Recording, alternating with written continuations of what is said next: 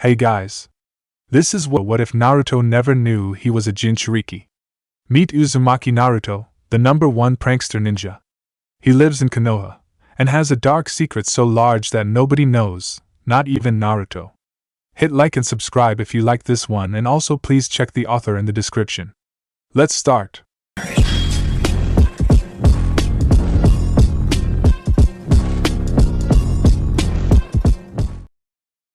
Chapter 0, The Brave. There once appeared a 9-tailed demon fox. One swing of its mighty tail could crumble mountains and create tsunamis. To fight the demon, the people assembled the shinobi, but only one could stand against the demon. The air was dry, heavy almost, with the unnatural heat. It was a heat that had baked the ground solid and almost turned it to glass. It never faded. It felt as if it was attempting to consume the landscape with a relentless hunger. In the distance, the heated nighttime air was filled with hoarse shouts. They seemed to grow closer for a moment, and then faded away, leaving only a silent void with nothing but the unbearable heat. This was the world that the yandere awoke to, his body stiff and sore. He could taste the copper of his own blood, and his mind could only struggle in an attempt of rational thought. He wasn't finished yet. This thought was galvanized by the feel of the bundle in his arms moving. He had to get up, he had to. Biting his lip to keep from screaming at the pain he was placing on his already taxed body, he rose shakily to his feet. It had been so painful, almost murder, to use that jutsu, but he couldn't think about that. He held the still moving but silent bundle in his arm, tightly forcing his way upright. Stumbling, he almost collapsed as one of his legs tried to give out, but his fanatical devotion to protect the village allowed him to force his way through the pain. He scanned the world around him, swaying, and wondered if the village would ever recover. He could see the shattered walls of the village. Nobody was moving near them. Fear would be rampant. Now was his chance to protect the village. He stumbled forward, struggling to maintain his balance and keep from dropping the precious bundle in his arms. He almost collapsed, but managed to reach the hole where he fell forward, thankfully managing to brace himself up with one hand. He didn't have long. He had to hurry, but his chakra, it was almost gone. He could feel the god of death's cold fingers digging deeper into his soul. A hacking cough racked his body, followed by a spray of dark blood. Could he do it? No, he had to. If anyone found him now, with this baby, he couldn't let that happen. He had to do something. He couldn't let them know, and he could feel several ninja approaching at high speed, not for him, but the fallen shinobi around him. They would find him if he stayed much longer, but he honestly didn't know how much chakra he had left. He could die at any moment, and he had to ensure he was finished before then. His only chance was to gamble his life, the baby in his arms' life, and Konoha's future. Yandere didn't see any other option, however. He would have to use the Hiraishin no Jutsu. Closing his eyes, he concentrated, struggling to separate the hundreds of different locations for the one he needed. Finding it, he started molding all of his remaining chakra, praying that this would work. 1 minute he was propped up against the shattered wall, the next he was sprawling across the shattered pavement in front of the darkened hospital. Suddenly the baby started crying, making an unholy racket. The yandere coughed, the cold fingers of Shinigami-sama tightening around his throat. Placing his palm against the ground, he leveraged himself upwards, blood splattering the ground as he stumbled back to his feet. Forcing his way through the cracked glass doors, he stumbled into the dark hospital, his eyes darting all around, disorientated. Stumbling, he started toward a set of damaged stairs, almost collapsing. He managed to keep his balance and reached the nearly empty hallway, almost collapsing once more. He couldn't fall yet, just a little bit more, a little bit more. His mind was already crumbling, but he couldn't stop. He had something important to do. Forcing the door open, he stumbled into the dark room filled with crying babies. Finally, he could. Stumbling to an empty crib, he managed to release the child, ignoring the blood streaks on the boy's young face. The child would be safe now, safe. Yandere-sama! At that shout, his legs gave out, and he collapsed to his knees, staring up at the terrified-looking nurse. She seemed so far away, but she was getting closer, reaching out for him, but Yandere pulled away. Please help me. What? The QB? Dead. Coughing, he fell forward onto his hands, breath becoming ragged. Please, help. The nurse nodded cautiously, kneeling in front of him. What? Just. One brave shinobi was able to seal up the demon, but he lost his life. That shinobi was called the Yandere Hokage. Chapter 1: Graduation. Mountain Inari. The road was well cared for, with no tracks marking the telltale signs of carts. The road itself that wended its way up and over the mountain was only wide enough for two people to pass with comfort. On top of the mountain, of course, things flattened out its top and been sliced clean off during the Kyuubi's attack, and in the center was a large crater where it was rumored the Yondaime had first assaulted the beast. The merchant currently traveling the road was chubby, with more than 3 jowls and dressed in the finest clothes that money could buy. It was safe to say that he was indeed wealthy. He owned several shops in Konoha and other various large villages inside the country of fire, and he gave generously to charities, yet this was not to say that he was a very nice person. This particular merchant was very greedy, and anything he donated he made back by raising his prices. Using a silk scarf to wipe the sweat away from his face and neck. His mistress had made it quite clear that if he did not lose at least one chin she would dump him and then speak to his wife. So of course, the merchant had taken to walking up Mountain Oinari, one of the most secure roads in the country, to lose the required weight. Reaching the top of the mountain, he turned back to stare out over the way he had come. He could see the vast sea of trees that marked the boundaries of the hidden village of Konoha. To the south he could faintly make out a series of flatlands that rolled off endlessly, flanked to the west with distant hills. To the east, standing out over the forest and showing the true location of the most powerful military power on the continent, was the infamous Hokage Mountain.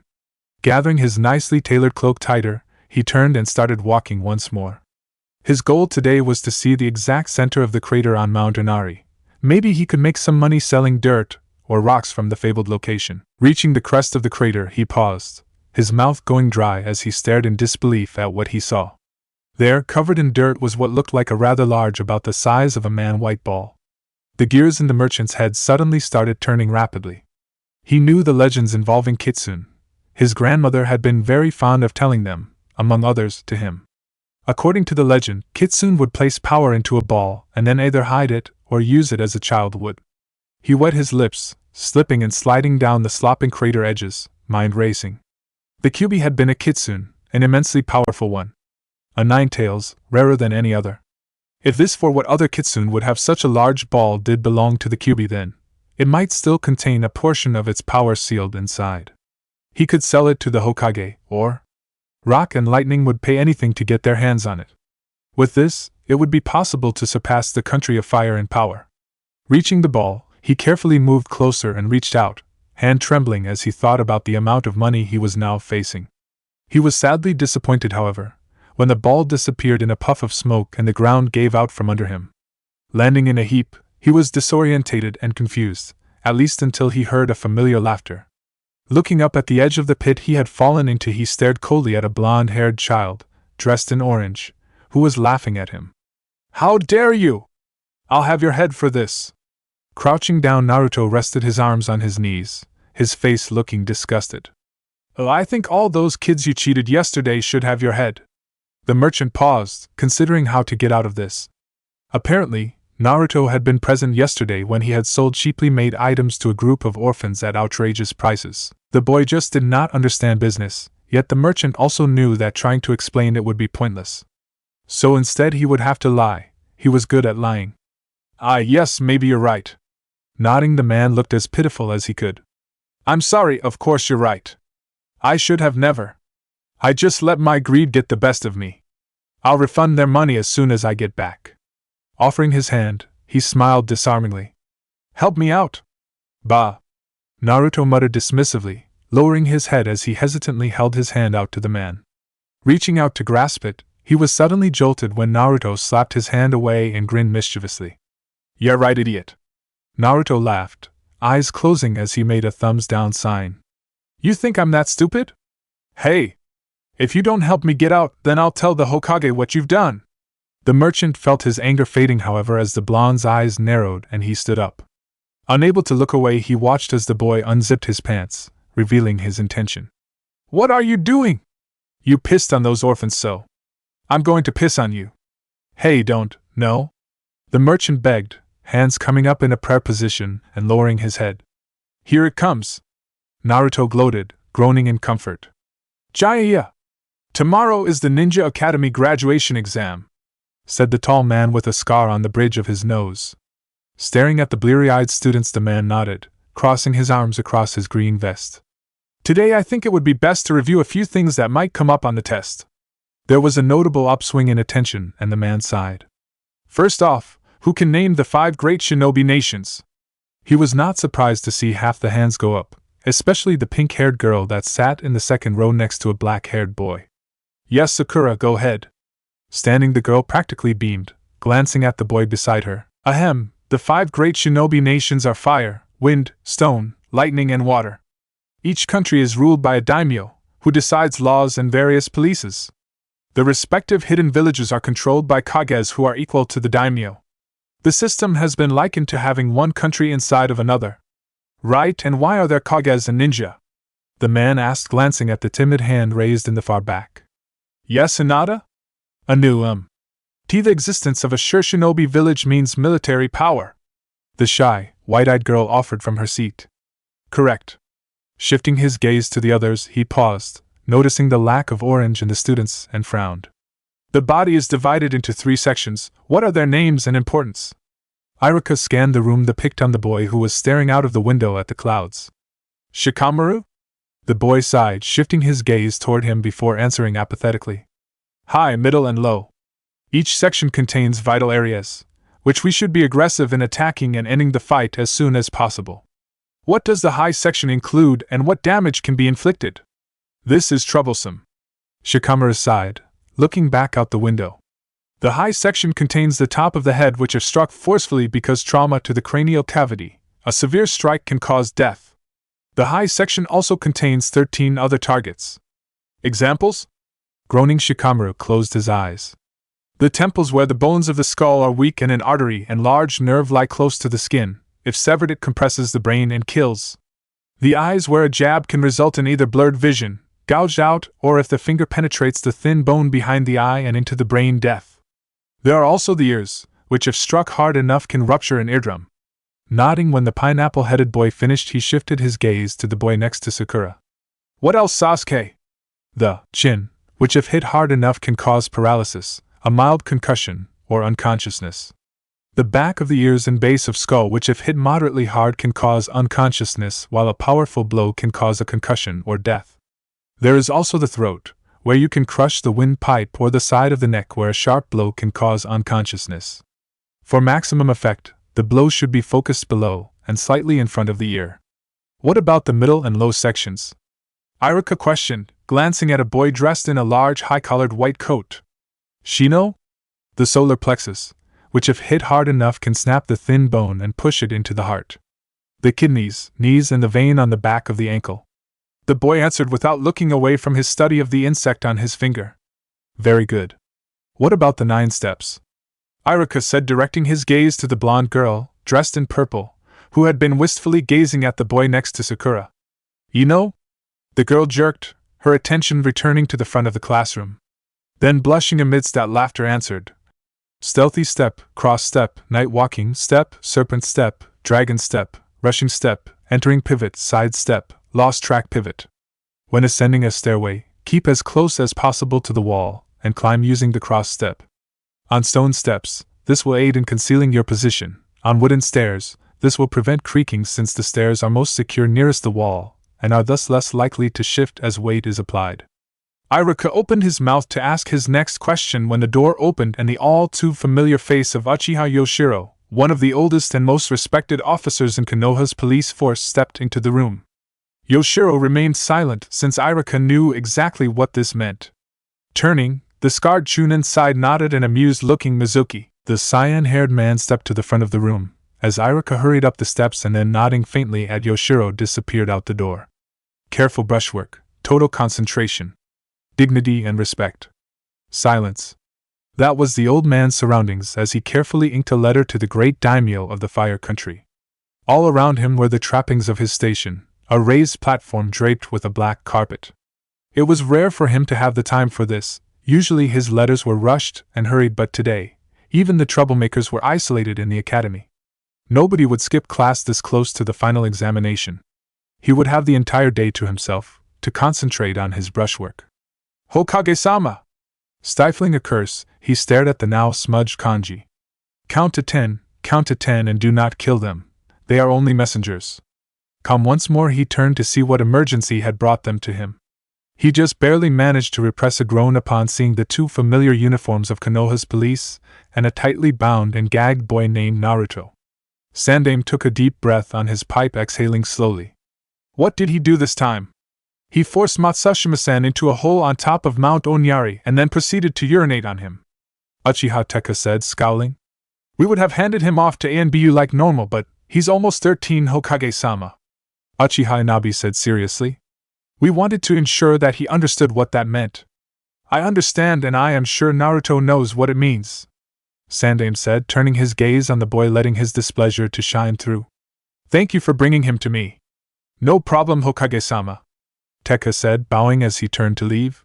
His partner offered a bow shortly afterwards and followed, leaving the old man and young criminal alone. Taking another puff on his pipe, Sandaime considered the irate-looking boy before he closed his eyes. It would not be long before Iruka showed up to collect his wayward charge. Again. This is getting tiring, Naruto, Sandaime said after a moment, opening his eyes to stare at the boy. Honestly, why do you insist on causing so much trouble? Naruto muttered something through his gag, and Sandaime sighed, closing his eyes once more, wondering what was taking Iruka so long. Soon enough the door to his office opened and a harried-looking Chunin, with a scar across his nose, entered the room. Iruka paused, seeing the tied-up Naruto, and then sighed, looking up to meet the Hokage's gaze. Sandaime Hokage-sama. I apologize for this. Iruka. I was expecting you a bit sooner, Sandaime said kindly, before lowering his gaze to an angry-looking Naruto. He's a handful, isn't he? Yes, Hokage-sama, Iruka said with a sheepish grin before reaching down to grab the boy and yank him upright. What the hell are you doing during class time? Shaking his head, the Hokage couldn't help but take an extra long puff on his pipe before letting out several smoke rings, listening to Naruto's angry though muffled retorts. Sometimes, like now, he wondered how he ever let the night aim ever talk him into taking this job. Oh yeah, the girls. Iruka sighed, watching as Naruto used the shovel to fill in the hole he had so painstakingly dug. Well, Naruto would think it was painstaking. Iruka was sure that everyone else would see it as appalling. Iruka was torn on the matter, mainly because of the effort these pranks took. If only Naruto would apply himself to his studies as he did with these types of things. Then again, since Naruto seemed to think differently than everyone else, it was just amazing that the boy could function even semi-normally. Naruto, why do you keep doing this sort of thing? Iruka asked finally, and not for the first time. He was not expecting an answer. He had never gotten one yet. Naruto would just ignore him and keep cleaning up whatever it was he had done. That bastard cheated a bunch of orphans, Naruto said hotly, and Iruka sighed. So that was why, with all of Naruto's enthusiasm about being Hokage and a ninja, he had skipped a review session. It was not a widely thought about fact, but Iruka understood why this would bother Naruto so much. Without parents, Naruto had been forced to raise himself, and he had not exactly been treated kindly either. That was the reason Iruka had even noticed him, because it was like looking back in time at himself after his own parents had died. Only Naruto had never had parents, or anyone else. Iruka spotted the shift in body weight and crossed his arms. I'm not letting you go home until you clean all of it. Naruto tensed, then looked up at him, eyes closed and face defiant. Then, grunting, the blonde started shoveling dirt once more, mumbling something. Iruka could not help but sigh and lean back, remembering his own parents. He could vividly remember the emptiness and sense of abandonment each time he went home when he had been 12. That was a mistake. Any time he did that, he always felt like letting Naruto go, but he could not do that. The boy needed to learn that there were consequences for his actions. Naruto. What now? Naruto complained, eyes squinting up at him in distrust. Scratching his nose, Iruka looked thoughtful. Well, if you clean all of this up, I'll buy you some ramen tonight. Looking down, he fought to keep from grinning at the way Naruto's face brightened. It was amazing how easily the boy could be cheered up. Iruka could remember the first time he had ever seen Naruto, and introduced him to the joy that was ramen. Okay. I'll work really hard. I will. Naruto cheered as the dirt literally started flying as if a hyperactive dog was at work. Then you'll have to buy me 2 bowls. What? I never said that. Iruka shouted before chuckling at the way the boy concentrated on the task. Not for the first time, Iruka wished Naruto would concentrate like that during class time. In all honesty, Naruto was not a bad ninja, he just never tired. For a moment he mused using the ramen bribe more often, but like always realized that he could just barely afford buying Naruto ramen once in the blue moon. The boy ate ramen like a fish breathed water. Done! Naruto shouted happily and Irika jerked in surprise. That was fast. 2 hours later Irika was admitting such to Naruto, as they both entered their favorite ramen stand. Naruto brushed it off and excitedly hopped onto a stool shouting for pork ramen, while Irika made small talk with Ayam until her father shot them a dark glance. Irika patiently waited until they were both served. Ayam served him with a wink and blush, then decided to attempt a serious talk with Naruto, who had removed his goggles. Naruto. The blonde in question looked up, making a noise while happily slurping his noodles. I didn't want to say it, but you've got to stop these pranks. Especially if you want to be Hokage. Huh? Naruto glanced at him, talking around a mouth full of ramen. Why? You're almost 13, Naruto. If you fail the exam this time, then next year we have to expel you from the academy. That makes you a civilian, and then the police will not give you to ANBU or the Hokage. You'll be put in jail. Irika explained, not sugarcoating it a teensy bit. Well, I'm going to be Hokage, so screw that, Naruto said happily before he shoveled an inhuman amount of ramen into his mouth. Naruto, do you really understand what the Hokage is? Choking the ramen noodles in his mouth down, Naruto nodded, his face equally serious. A Hokage is the strongest and most respected ninja in the village. Then you have to stop the pranks and pass this exam. One day I'm going to be Hokage, Naruto said softly before thrusting his hand, holding a pair of chopsticks, at Irika. And then I'm going to surpass all the Hokages, even the Yondaime. I will pass. Irika opened his mouth to refute that, but he saw the way those blue eyes glinted and he just sighed. He just could not take the boy's dream away, no matter how unrealistic it was. By the way, sensei, I have a request, Naruto suddenly said, his voice almost pleading. He even had his hands together as if in prayer. Can I borrow your leaf forehead protector? Irika smirked as best he could with a full mouth, reaching up to adjust the object in question. No, this is for after you graduate. It's the symbol that you've come of age. Maybe you'll get one tomorrow. Stingy! Naruto shouted and Irika laughed. So that's why you removed your goggles. Seconds. Huh. Now for the last part of the graduation exam, Irika said, taking the papers from Mizuki, setting them on the desk. Turning back to the class, he smiled faintly. You will do the Bunshin no Jutsu. He shared a brief smile with Mizuki before turning back to the group. When you're called, come to the next room. That said, both teachers turned, leaving the 23 students to anxiously await their fates. Naruto honestly didn't see the point. If a Bunshin was required, then he had no chance of graduating. He'd failed the last 2 times, and each time, that was the technique required. To make matters worse, this would be his last year in the academy, like Irika said last night. He forcibly stopped thinking about that and started concentrating on how he could possibly pass this year. He wouldn't have long to figure it out. He knew Irika-sensei all too well. Maybe he could use another one of those what you see is what you get scrolls like he had with that merchant bastard. No, they'd find out. Or, if he wrote it now and then, no, they would know. They always knew when someone tried to cut a corner. Yamei Banzai. Mizuki, Irika's assistant, called, and a boy got up from among a crowd of grinning friends to disappear into the next room. Naruto banged his head on the desk, wishing he had some friends to support him. Well, okay, he had Kiba and a few others, but they were mostly just running buddies. They didn't really get along all that well unless pranks, food, or cloud watching was involved. Even then, it felt like he was out of place. He didn't have time to be thinking about that. He had to figure out how to pass. Wakai Joe! Mizuki shouted, and another boy from the same group got up and cockily strode into the testing room. Naruto covered his head with his hand, trying to keep from panicking.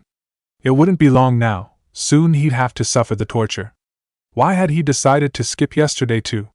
He should have reviewed, done something, anything to prepare. Wait, maybe he could bug that lazy-ass Shikamaru and get him to walk him through the basics again. Lifting his head, he turned, preparing to do just that, when Mizuki's voice rang out once more. Uzumaki Naruto! Naruto didn't move, even though he felt a few curious glances directed at him. Uzumaki Naruto! Mizuki shouted, a touch of impatience in his tone, and this time those curious glances became sneers. That spurred Naruto to leap to his feet and onto his desktop, placing his hands on his hips. I'm coming! That shouted, he leaped over the head of the people in front of him, descending by using the desks instead of the stairs. He almost landed perfectly, but sadly his foot slipped out from under him on the last desk and he landed face first on the ground. Naruto! Iruka suddenly bellowed, and the blonde in question didn't give his wounded pride a second thought as he scrambled to his feet and amidst the laughter darted into the other room. It was just like he remembered from his previous attempts. There against the far wall was a desk with both Iruka and Mizuki. On the desk was a row of forehead protectors. The rest of the room was empty except for a chalkboard. Gathering his nerve, he cautiously approached the center of the room, praying that this time he could do it. Perform a bunshin and pass. Prayer quickly became a declaration that he would succeed, and he even silently shouted for his teachers to watch and see. Bringing his hands together, he concentrated, molding his chakra with a fierce determination. He wouldn't fail this time. Chakra swirling around him, he clenched his eyes shut. He could feel the way his chakra moved, slowly at first, sluggish. Then it started speeding up, coursing through him, led perfectly by his will. Naruto urged it on, trying desperately to get it to move faster to take the cohesive form that he wanted from it. He felt the chakra slipping away and he fought to clear his mind. He was Uzumaki Naruto, future Hokage. He would pass. It was that simple. Suddenly his mind was clear and his chakra surged upwards in an unprecedented wave. He felt joy, unabashed joy. It was moving so perfectly. No. Wait, it was growing too rapidly, becoming chaotic. He needed to hurry. Bunshin! There was a loud pop and suddenly his chakra faded, allowing Naruto to relax and open his eyes. Seeing Iruka's look of horror, Naruto hesitantly looked to his right to find that yes, he had produced the illusion of himself, but that it was one of the most pathetic things he had ever seen. Naruto had to fight back the tears of disappointment as the illusion disappeared with a pop and swirl of smoke. Dimly he prayed that it would be enough. He had after all produced a bunshin. Looking at Iruka, he held his breath waiting the final word. Naruto, you fail! Something inside him collapsed, some inner prop that had been holding him up. Suddenly he was just some kid, without any skills other than making trouble. He wanted to shout at Iruka. Yell and scream how it wasn't fair that he should fail. That he had created a bunshin and that he should be allowed to pass. He didn't want to be a civilian, just another orphan that could be cheated, lied to, sold and traded, killed. Iruka-sensei. Mizuki interceded, his voice tentative. This is his third time and he did technically create a clone. We could let him pass. Naruto stared at Mizuki with almost slavish gratitude before looking at Iruka, who appeared to seriously be considering that argument. Please, please, please, please, oh please. Naruto silently beseeched the kami. No, Mizuki-sensei. Everyone else divided into 3, Naruto only created on clone and it was pretty useless. Iruka-sensei, he was only required to create 1, and he did. Mizuki said doggedly. It's not the number of clones. Iruka answered, tone even. It's the quality of the technique, as it is if he went into the field like this, his bunshin could get him killed. Or worse, his team. Naruto met his teacher's steady gaze with a glare. He didn't understand. How could Iruka do this to him? Weren't they friends? Didn't Iruka introduce him to the joy that was ramen? Wasn't Iruka the one that had last night been worried about him becoming a civilian? I can't let him pass. Those words echoed in Naruto's mind, as he watched from the swing outside of the academy. He saw the kids laughing and joking as they left the building, to be embraced and praised by parents. Everybody was so happy, nobody even seemed to notice him sitting alone in the shade of the tree on the tired old swing. How could Iruka-sensei not pass him? Was it because he really would be a risk on a mission? No, of course not. He just couldn't create an illusion. Not his fault if that technique was crappy. Besides, what use would it be in a fight? You couldn't even hit anybody with it. Still, Naruto knew Iruka. The man wouldn't fail him knowing what would happen without a good reason. But Naruto knew he would not be a liability. So what possible reason could there be? Did it even matter? He'd failed this test and next year he would be, for as long as Naruto could remember, all he had ever wanted to be was a ninja that everyone respected.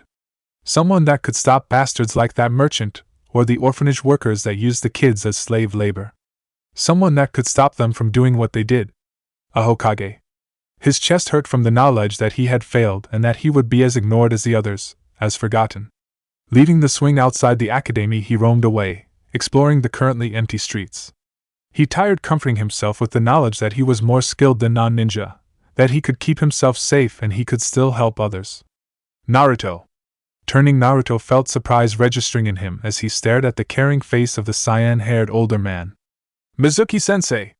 We should talk, follow me. Mizuki said kindly and then without a word took a running leap onto an awning before rebounding and working his way higher and higher. Naruto quickly followed, working double time to make the same leaps that his sensei had.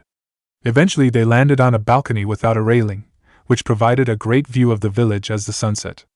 Sitting down they were silent for several minutes and then Mizuki sat back, his hands supporting him. Iruka-sensei is a serious person.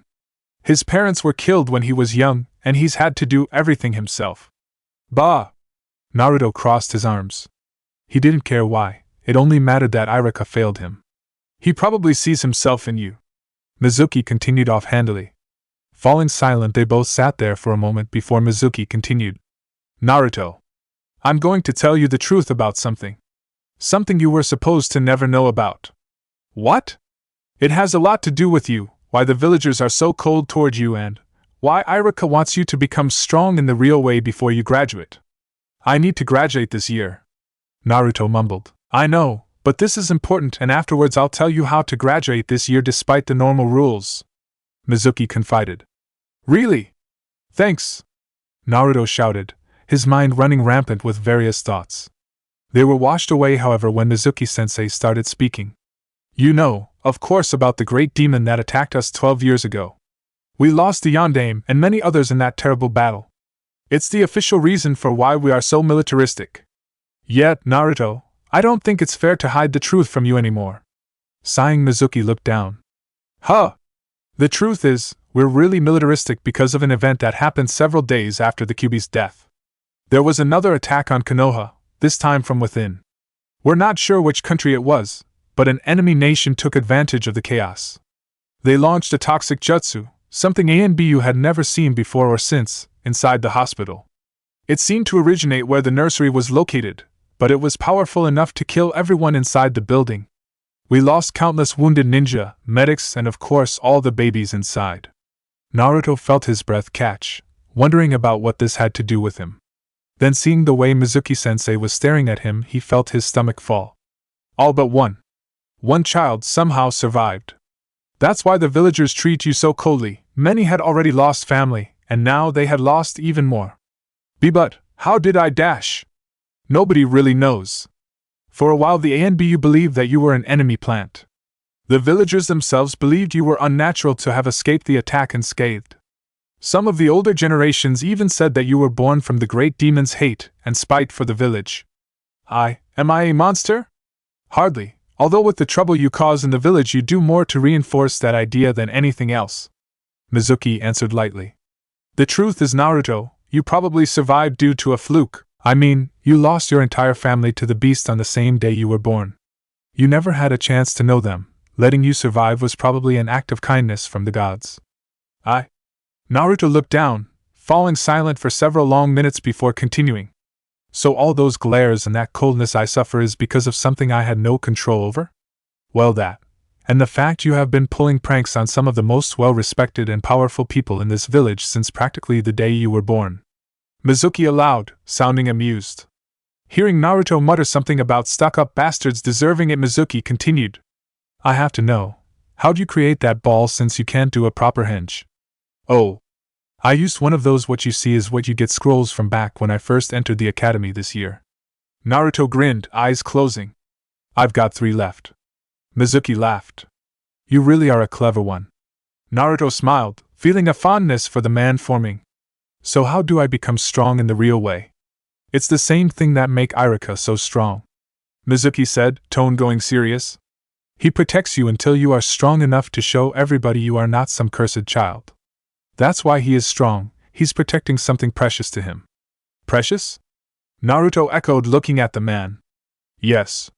That's when a shinobi truly becomes strong, when they're protecting something precious.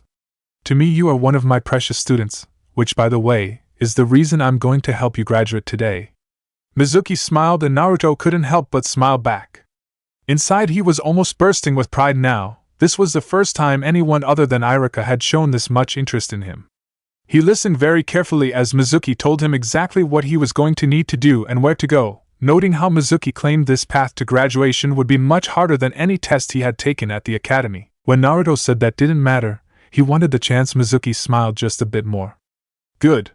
Now make sure you're at the training area after 8 and practice all night. I'm sure you'll graduate this year. He'd get to graduate. Yes. In your face, Irika. He won't get away with this one. Hokage-sama! Sandaime had to repress the groan of annoyance. These jonin were looking far too excited for his liking. He was even willing to put money on the fact that these fools would kill Naruto before even thinking about capturing him. Still, he couldn't blame them. This was a very serious matter. Yet somehow he didn't quite think that Naruto was behind the thief. He is carrying a very dangerous scroll. It was forbidden by the previous Hokage. I don't know if he stole it as a joke or someone tricked him into it. Sandaime said, his voice just barely raised.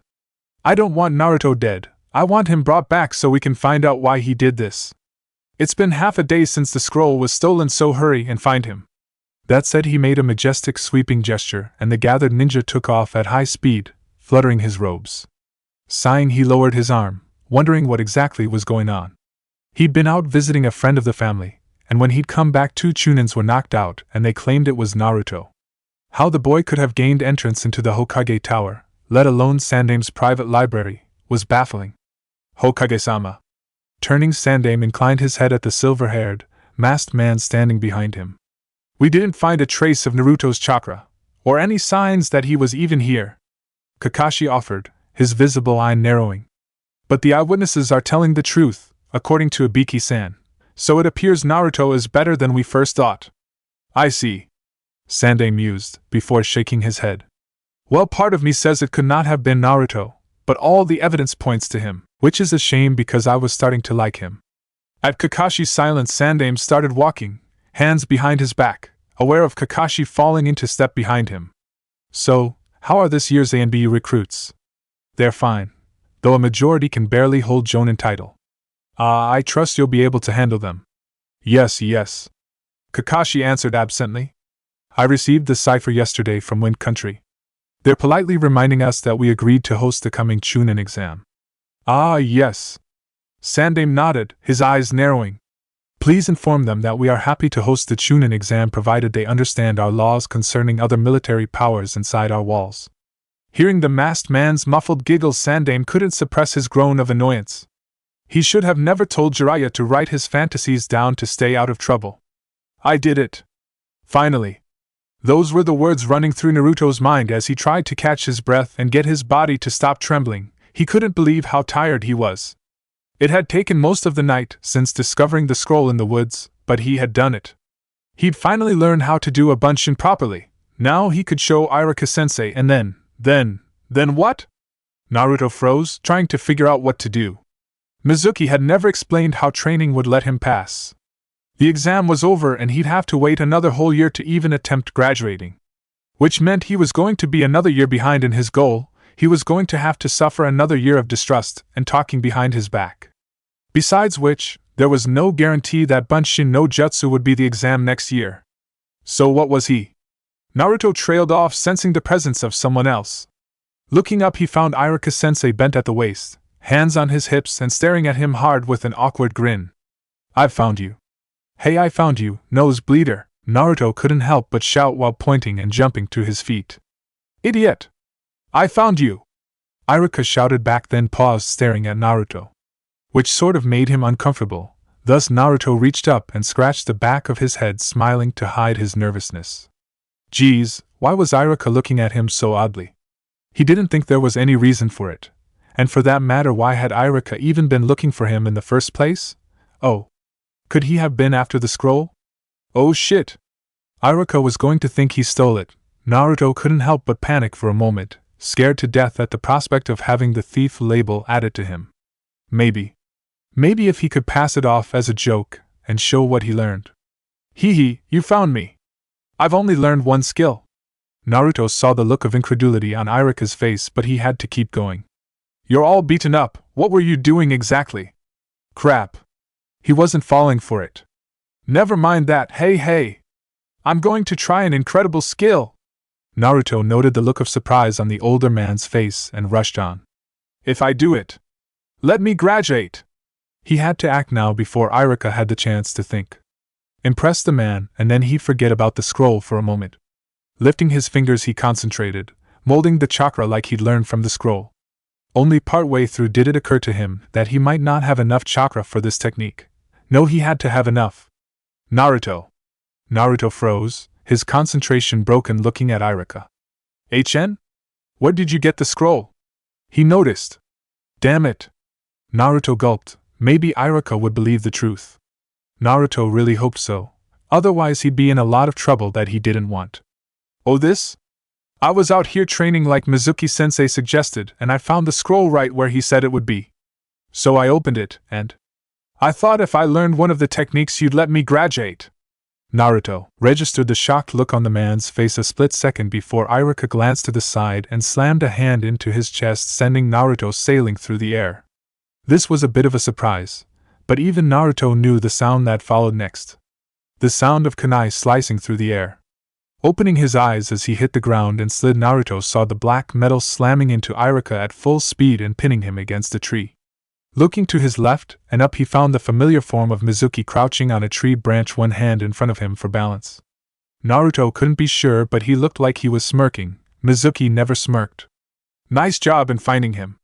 Naruto glanced away from the man to stare at Iruka, who was struggling to remove the kunai embedded in his green Chunin vest. I see, so that's what's going on. Iruka muttered, wincing as he removed one of the weapons from his shoulder. Naruto quickly climbed to his feet. He had to help Iruka.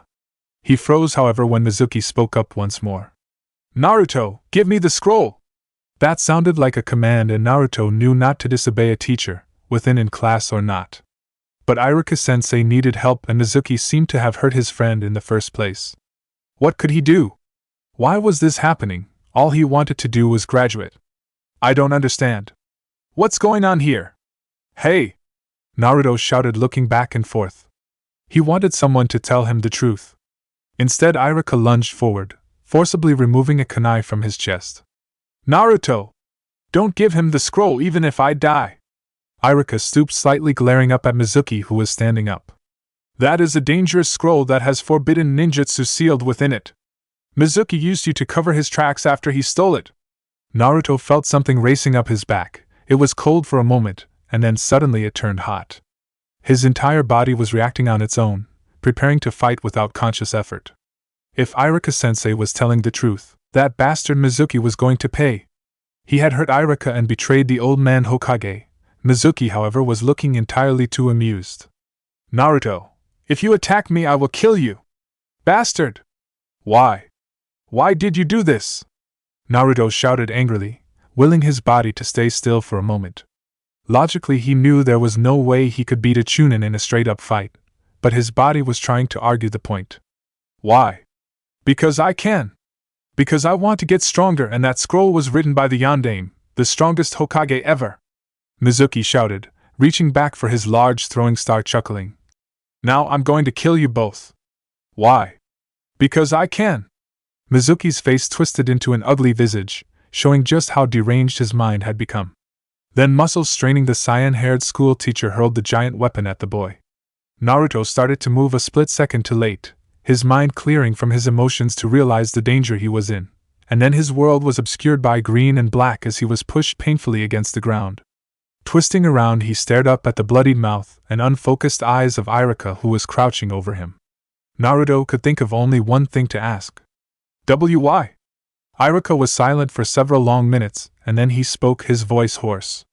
I'm sorry if I had done a better job, you, our run. Naruto stared at the man he'd come to view as half-brother and half-father. Part of him understood what Iruka meant, understood the feelings those eyes full of tears showed. The other part couldn't. He turned scrambling to his feet as he took off, the scroll slapping against his back, ignoring Mizuki's shout. He had to get away, had to think. Why had everything turned out like this? All Naruto had ever wanted was to be a ninja, and now he was running away like a scared little kid. Why are you running? Just die, it's not like anybody will mourn. Mizuki shouted from behind him. Naruto continued to run through a forest blurred with his tears. He always thought the same thing, that on the surface the village always looked so peaceful. The Sandaime was not that naive, however. He had been alive for far too long to believe that. He had seen the closing of the Shodai and Nidaime Hokage's lives. He'd seen the rise and death of even his own successor against the terrible demon fox. In the distance he could hear the sound of various jonin moving quietly, some shouting that they needed to find and kill Naruto. Yes, things were happening again, and it appeared he might have to loose yet another precious leaf of Konoha. Why had Naruto stolen the scroll? Could it be he had really been a spy, planted so many years ago just for this purpose? Turning, he stared over his shoulder at the closed door leading into his office. Kakashi-san? Seconds later he was greeted with the presence of the masked, one-eyed man. Well? An ANBU patrol noticed Mizuki moving out of the village quickly carrying a scroll. Kakashi answered blandly. At the time we didn't know that it was the forbidden scroll. He's a teacher after all, and they assumed it was something to do with the academy. Mizuki was plotting to frame Naruto in the theft of the scroll. It would be foolish to take a forbidden scroll without checking to see if it was trapped. I think, if I'm correct, that Mizuki planted the scroll in a prearranged place that he knew Naruto would go. The boy would of course read the scroll and set off any traps inside. Mizuki was never a foolish one, Sandaime said, puffing on his pipe. Iruka was heading toward the forest when he found out. Do you think that he might know where Naruto would be if he was training? More than likely, Kakashi agreed. I have a team already closing in. This whole matter will be resolved in a matter of minutes. The Hokage frowned, then shook his head. Let Naruto and Iruka handle this as much as possible. I only want your team to interfere if there is no other choice. Of course, Kakashi said, his tone sounding less than enthusiastic, but he quietly retreated from the office, leaving the Hokage alone. Sandaime sighed, popping his neck absently before clasping hands behind his neck and moving back to the window to stare out over the village. Was he taking too large a gamble that a genin and an almost inexperienced schoolteacher could beat a man good enough to steal a scroll from the Hokage's private office? Probably. But Sandaime had this feeling. There was something large on the horizon, and for the foreseeable future he would have to bank on Naruto. Sighing, the old man closed his eyes, wondering what his own teachers would have done. There was no telling really, and in all honesty, he was probably getting ahead of himself. First, Naruto would have to not only survive the night but show an incredible skill to merit graduation from the academy. Something that would allow him to avoid becoming a civilian, yet somehow the Sandaime didn't think that would be a problem. Unconsciously he mused about getting her for the job as Naruto's sensei, since the other teams were already formed. Konoha's #1 troublemaker and Konoha's #1 most sadistic Kwanichi, alone on the same time. That would be entertaining to say the least. The forest was still and calm, glowing almost eerily in the moonlight. A few nocturnal animals prowled silently, searching for prey. They froze only as the solitary figure dashed overhead, silently going above and then below branches. He was moving faster than a regular human could run on the ground, and his passage just barely disturbed the stray leaves in the trees.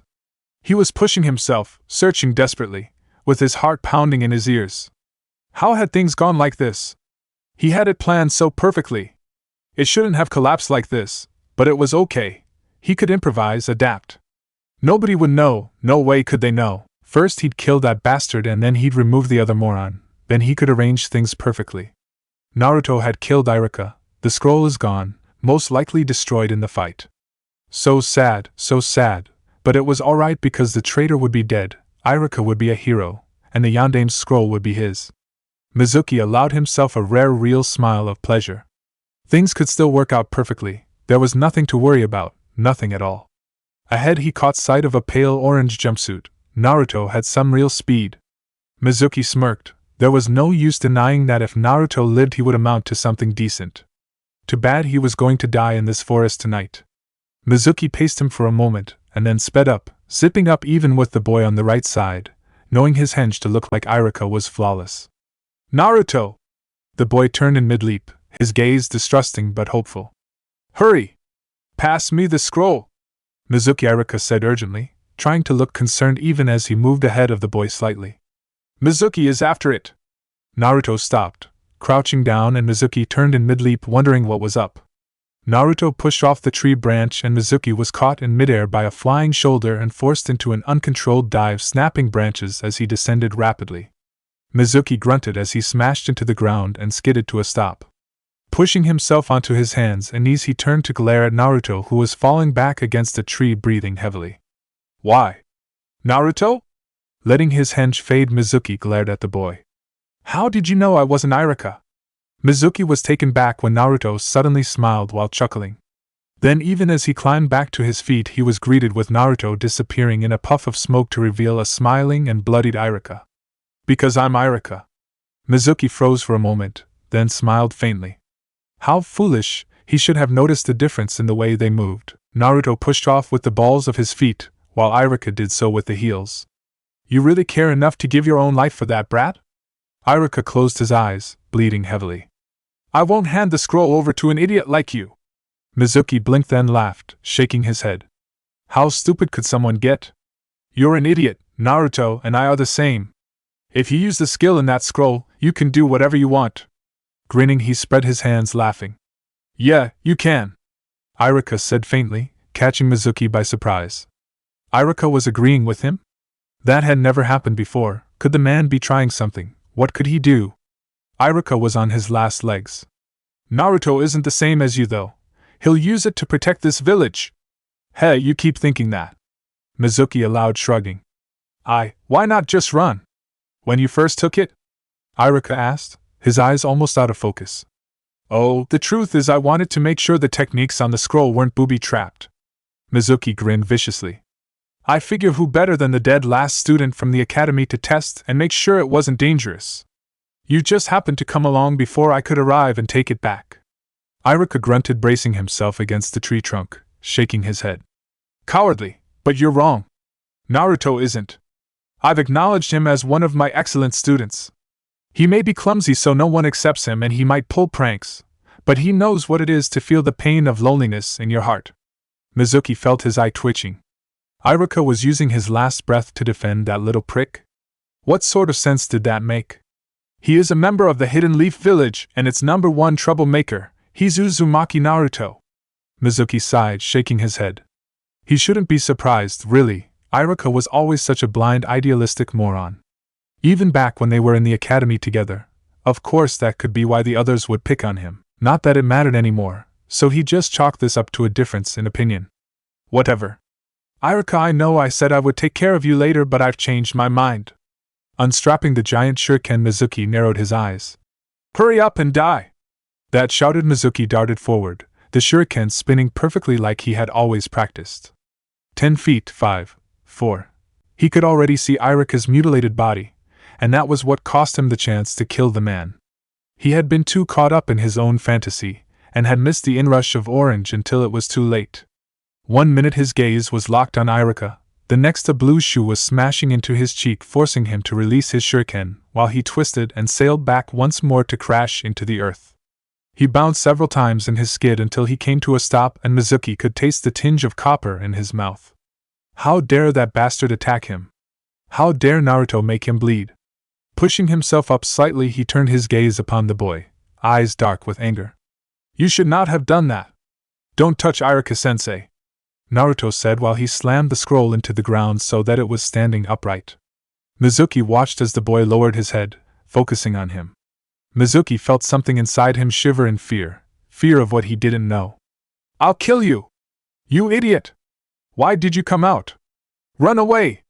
Irika shouted before falling in a coughing fit. Surprisingly, that was all it took to jar Mizuki out of his cowardly fear. Shut up!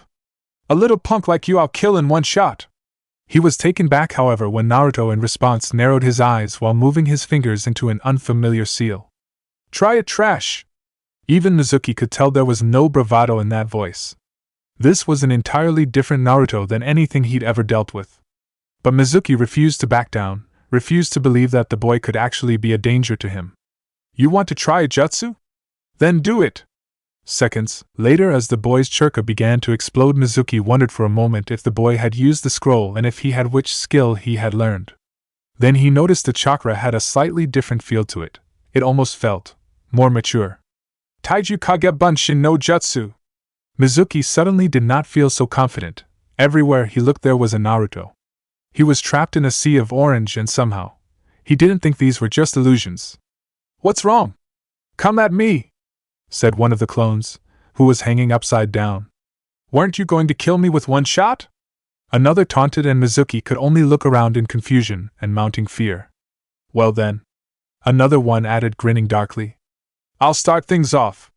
Another finished, arm pulled back for a punch and a cocky smile in place. Mizuki wasn't sure what happened, wasn't sure of anything except that he was now getting beat into coma by 1,000 Narutos, and none of them seemed to be holding back. He was never so grateful for unconsciousness as when it finally washed over him. Sadly, his blissful escape was populated by orange and yellow demons. Did anyone find him? No! Damn it! This is bad. He may be far away by now. The Sandaime shook his head, glancing at Kakashi, who was casually leaning against the wall in the darkness. He offered a slight nod, and the Hokage smiled smugly, turning to address the panicking Jonin. There is nothing to worry about. He found it funny how fast his soft voice could bring such a stunned silence to a group of panicking ninja. Hokage-sama? Sandaime was silent for a moment, puffing on his pipe, thinking. It looked like he was going to have to use her after all. That made him quite happy. Hopefully she would not turn out like her own sensei. Still, she should jump at the chance to teach, if he asked nicely. Better soothe these almost rabid baboons first so they don't kill Naruto on sight. He'll be back soon, with the real thief and Iruka-san. He saw the looks they were sending him, and he could only close his eyes and puff a little more on his pipe. You can go home now. They hesitated, then slowly they turned, taking off, leaving the Hokage alone with the ANBU commander, who calmly walked over to join him while reading his book. Kakashi stopped within arm's reach, not saying a word, and the Sandaime contented himself to stare up at the stars overhead before speaking to the masked man. Well? He is interesting. Preliminary report says that Naruto not only learned a forbidden technique but used it with surprising results to defeat Mizuki. Kakashi looked up from his book, raising an eyebrow while still looking incredibly tired. I told the team to wait until the two were clear of the area. I am curious, what now? Now. Sandaime mused, smiling to himself, before glancing at the silver-haired masked man. Now. I get to see Anko-chan about a teaching job. You wouldn't. You would. Kakashi deadpanned before shaking his head. Naruto is unusual. He will need an unusual teacher. Besides, you've got enough on your plate. Yes. Seconds later, Sandaime was alone, hands clasped behind his back and blowing smoke rings into the brightening sky, musing about life, the Yondaime, and Naruto. Iruka leaned his head back against the tree trunk, concentrating on his breath. He didn't think he had any internal injuries or bleeding, but there was no telling. The important thing, however, was that he would not be dying anytime soon. This meant he could consider the blonde who was staring at him worriedly. Iruka did owe Naruto, but there was only so much he could do. Naruto had failed the graduation test, and passing the boy into the official ninja ranks would utterly irresponsible. Yet this was the last year that Naruto could even try for it, and the blonde had met the minimum requirements. There was no questioning that. Still, there was one thing Iruka couldn't help with. Naruto sucked at illusion. It'd be a huge liability to send him into the field. So what could Iruka do? The Hokage would never let Naruto pass if he couldn't complete that last step. But then again, Naruto had just split into over 1,000 real bunshins right before his eyes. Could that count? Iruka frowned, considering that real clones over illusions would make him much less of a liability. Then Iruka winced, one of his wounds flaring up. Well, they might revoke Naruto's graduation to Genin, but for a few hours he could let the boy know his brother. He realized with a start, experience what it was like to be a real ninja. Now the only problem was where to get a forehead protector. That and the fact that Naruto kept asking if he was okay. Close your eyes. Seeing the hesitation, Iruka narrowed his eyes, frightening the boy into doing just that. Biting back a yelp of pain, Iruka reached up and removed his own forehead protector. The cloth was faded and the plate was nicked and not nearly as pristine as the others. Naruto might not even like it and demand his own forehead protector, but it would do for the moment. Moving onto his knees, ignoring the pain that raced through his body, he reached up and removed Naruto's goggles before slipping the forehead protector in place. Satisfied, he collapsed back against the tree. Sensei now? Naruto sounded so anxious. Okay, you can open your eyes, Iruka said, plastering a smile on his face. There was no use in letting Naruto know just how hurt he really was. Congratulations on graduating. Naruto's face registered shock at first, and then surprise. Let's celebrate. I'll buy you a bowl of ramen. Iruka almost thought Naruto was going to shout, or cry. Instead he sort of smiled and Iruka prepared himself to give a lecture which might be his last considering his wounds about how the hard part of being a shinobi was just starting. Naruto however had different plans. The blonde lunged forward embracing him in a bone-crunching hug. Well, Iruka would just save that lecture for the ramen place. Chapter 2 Sensei. Naruto was one of the few shinobi that was actually a deep sleeper. A very deep sleeper. A fact that had earned him the ire of many of his classmates, who had borne the brunt of Iruka's resulting lectures on the importance of punctuality and consideration to a shinobi. Iruka, being the practical teacher he was, had understood that lectures to the class were not a complete solution, which was how Naruto received his first alarm clock. It was a rather banged-up device but it served, every morning, to fill the air of Naruto's apartment with shrill beeps and buzzes. The question, however, was if Naruto could actually hear the racket it created while sleeping. Although many of his neighbors would argue to the contrary, the answer was yes, he could indeed hear it, though most of the time he did his best to ignore it. Rolling over, he slapped his hand blindly all over the place before finally silencing the offending noise. Rolling over again, he sat up, yawned and tried to force his eyes to open completely, which was really a losing battle. Still he dragged himself out of bed and ignoring the shower for the moment stumbled his way into the kitchen. Stubbing his toes against a battered table leg, he cursed while fumbling with his second-hand fridge for his milk. He spent another minute or so waiting at his equally battered-looking toaster and then sat down, sleepily stumbling his way through breakfast, brushing the odd taste of the milk off as well. Now relatively awake, he climbed back to his feet and stumbled back into his bedroom to change clothes. Was there anything as lovely as orange? Naruto didn't think so. He had gotten it from a second-hand store and wore it proudly along with his goggles. After a second's consideration, he finally removed them and reluctantly set them aside, picking up the forehead protector he had received only 2 nights ago. A shiver of excitement ran down his spine as he admired the leaf symbol that adorned his forehead protector. His forehead protector, the realization struck him again. He had graduated. After years of trying but being ignored and looked down upon, he had been acknowledged for something other than making trouble. Of course his graduation method had been a little unconventional, but hell, he was Uzumaki Naruto, the master of surprises. He was an official ninja and now he had to get his butt in gear to reach the academy as ordered. Trying the blue piece of cloth in place, he took one more look in the mirror, thinking he really did look rather dashing. Grinning happily, he turned rushing out of his apartment, wondering what was ahead of him. He picked up speed quickly, darting through the almost empty streets of his neighborhood, but all too soon he hit the shopping district, and the crowds there were almost impossible to avoid. Taking a short cut, he darted down a back alley, knowing that he was going to be late unless he could remove some obstacles. This meant creating a kage bunshin and using it to leap upwards onto the roof of a building with an unbelievable racket, but still not slowing down. He couldn't be late. Desperate for an edge, Naruto attempted to gather chakra to the bottom of his feet as he quickly charged the edge of the roof. It worked rather well actually. He managed a super jump, but forgot just how much chakra he had gathered at his feet, and he had far too much momentum.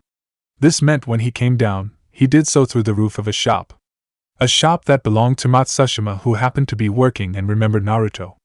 Seconds later Naruto was tearing out of the shop, with pieces of pottery shattering while the heavy-set man tried to kill him. Naruto thankfully escaped death and darted out of the shop, around the last few shoppers, and went into a dead sprint towards the academy where someone was already ushering in the last of the new genin.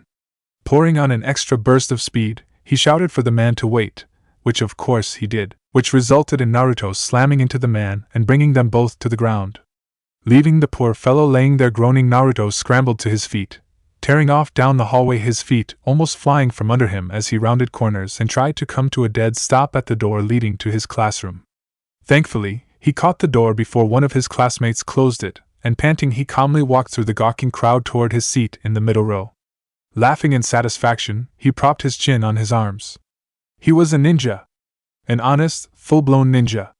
After 3 years, he had finally managed to graduate, which meant he was one more step closer to his dream of becoming Hokage. He could already see it, dressed in orange Hokage robes and adored by everyone in the village. He would leave the hat alone for tradition. If the hat was good enough for the yondaime, then Naruto could accept it. He was somewhere in mid-fantasy about a certain girl fawning over him, while he was served bowl after bowl of free ramen. "Huh!" Naruto, what the hell you doing here? Sitting up, he glared at the boy. Can't you see the head protector? HN? The boy leaned in close. Sorta dinged and scratched. You didn't dig that out of a garbage can, did you? Why you? Naruto growled, preparing to kill the boy when a new voice piped up. Hey, will you let me through? Naruto glanced in the direction of the voice and felt his heart leap. Orange was his favorite color, there was no doubt, but a close second was pink. Especially the shade of pink found in Haruno Sakura's hair, it just seemed to stand out so perfectly. A close third was green, the same shade as her eyes. Cammy, what he wouldn't give for just one kiss from her. Wait, could she want to sit next to him? Suddenly her beautiful face transformed into a horrible mockery of her earlier perfection as she jabbed a finger at him, her voice rising in pitch. Naruto! Move your ass! I want to sit next to Sasuke-kun. Jerking back from that, Naruto turned, narrowing his gaze on his roommate. There, sitting quietly with his chin propped on his hands, looking as cool as ever, was the great Sasuke. Naruto hated that boy with a passion, always perfect marks. Everyone loved him and respected him. Sasuke seemed to notice his attention and raised an eyebrow. What? What do you mean what?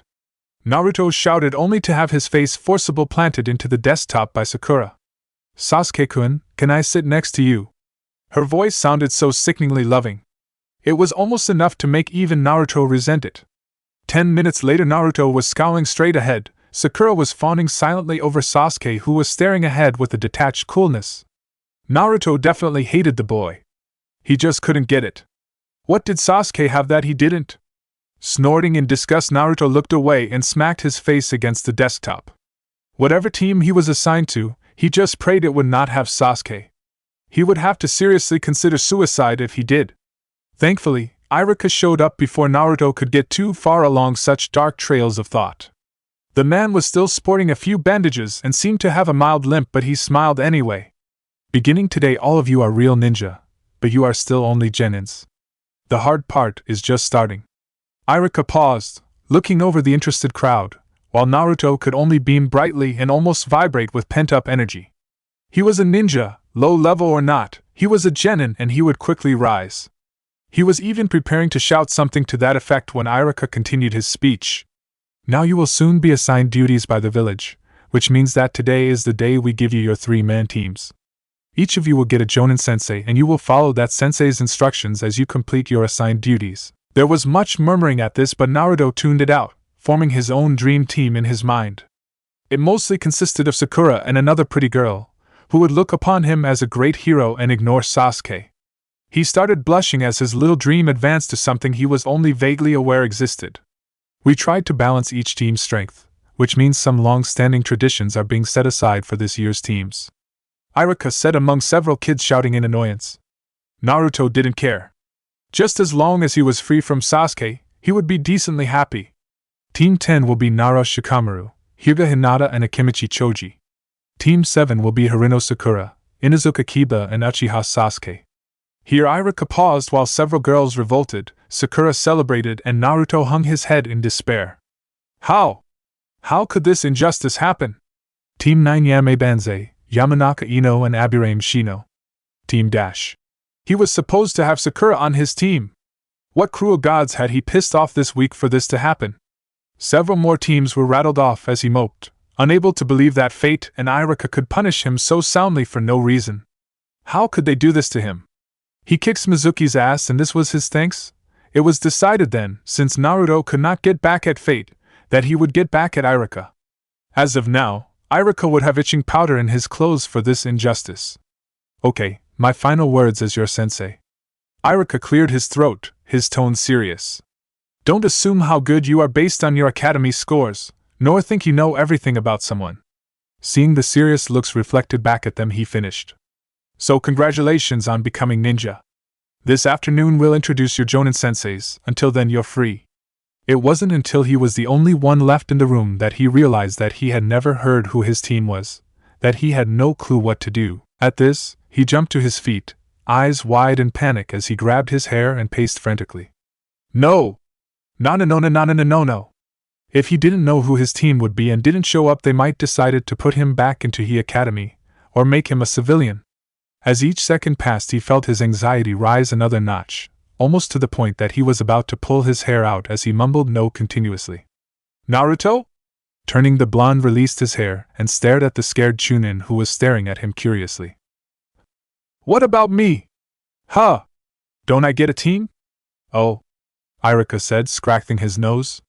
It's not that you don't have a team, Naruto, it's just that, because of your unique graduation, the Hokage has had to plan something very special for you. Oh? Naruto deadpanned. Now how about that ramen? 20 seconds later, he was dragging Irika toward his favorite ramen stand. Mitarashi Anko was pleased. This meant she was cheerful and smiling. This meant that every ninja she had met since her return from her last A-ranked mission was terrified of her. Not because Anko appeared evil or mean, but rather because Anko carried an aura about her which told people, intuitively, that Mitarashi Anko should not be smiling. Ever. Anko, however, was smiling, and she was cheerful, and she swore that nothing could ruin her day. She should have known better than to think that. It was a rule of nature. Upon entering the Hokage Tower, she beamed at one of the office workers, who paled and hurriedly sped past. This caused Anko to only widen her grin, moving smoothly to the mission hall to turn in her report and receive her next mission or pay. Stepping into the room, she stopped short, finding Irika behind a desk, sorting missions.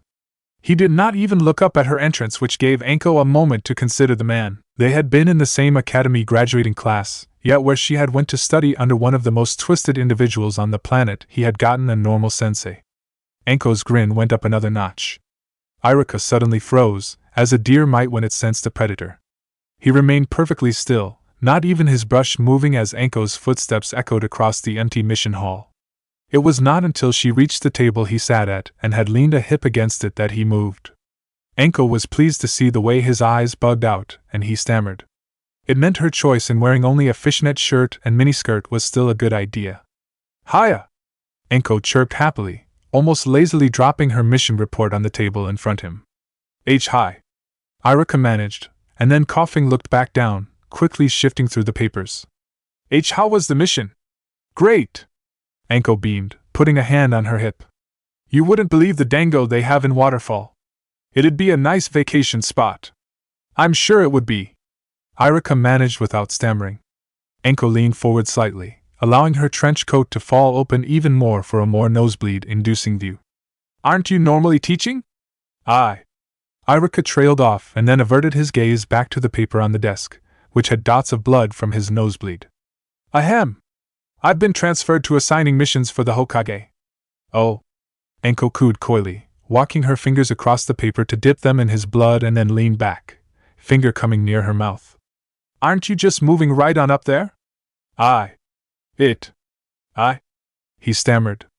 Swallowing, Irika looked up and with a Herculean effort, met her gaze. It's only temporary. Until the next academy session starts. Taking a deep break, he continued. The Hokage would like to see you. I'll make sure that payment is placed in your account. Smiling sweetly, Anko licked her finger clean before winking at him. Thanks. Seeing the look on his face, she laughed, completely enjoying the discomfort she caused the man. Turning, she sauntered back out of the mission hall, where her entire demeanor changed once more. Suddenly she was no longer pleasant or playful, she was all business. The Hokage never wanted to see her unless it was something important. Normally she operated solely on the complete mission get new mission complete it get new one method. Partly because that had been how she had been trained, and partly because she couldn't stand most of the villagers with their mixture of disgust and sympathy whenever she was around. Reaching the spiraling staircase, she literally jumped up the stairs, almost knocking officer workers off as she climbed higher and higher. Anko could not help but wonder if maybe this might be an S-ranked mission. Anko hoped so. She wanted one just to keep that bastard Kakashi from rubbing it in her face that she was the only special jonin that had not done one yet. How anyone could stand that bastard she had no idea. He was just too smug. Be commander or not, she would teach him a lesson, somehow, someway. She also probably hated him for the fact that Kakashi had turned her down for a date when she was a genin, but she wasn't sure. Reaching the topmost floor of the tower, she kicked the door open and landed in a crouch, her trench coat fluttering behind her.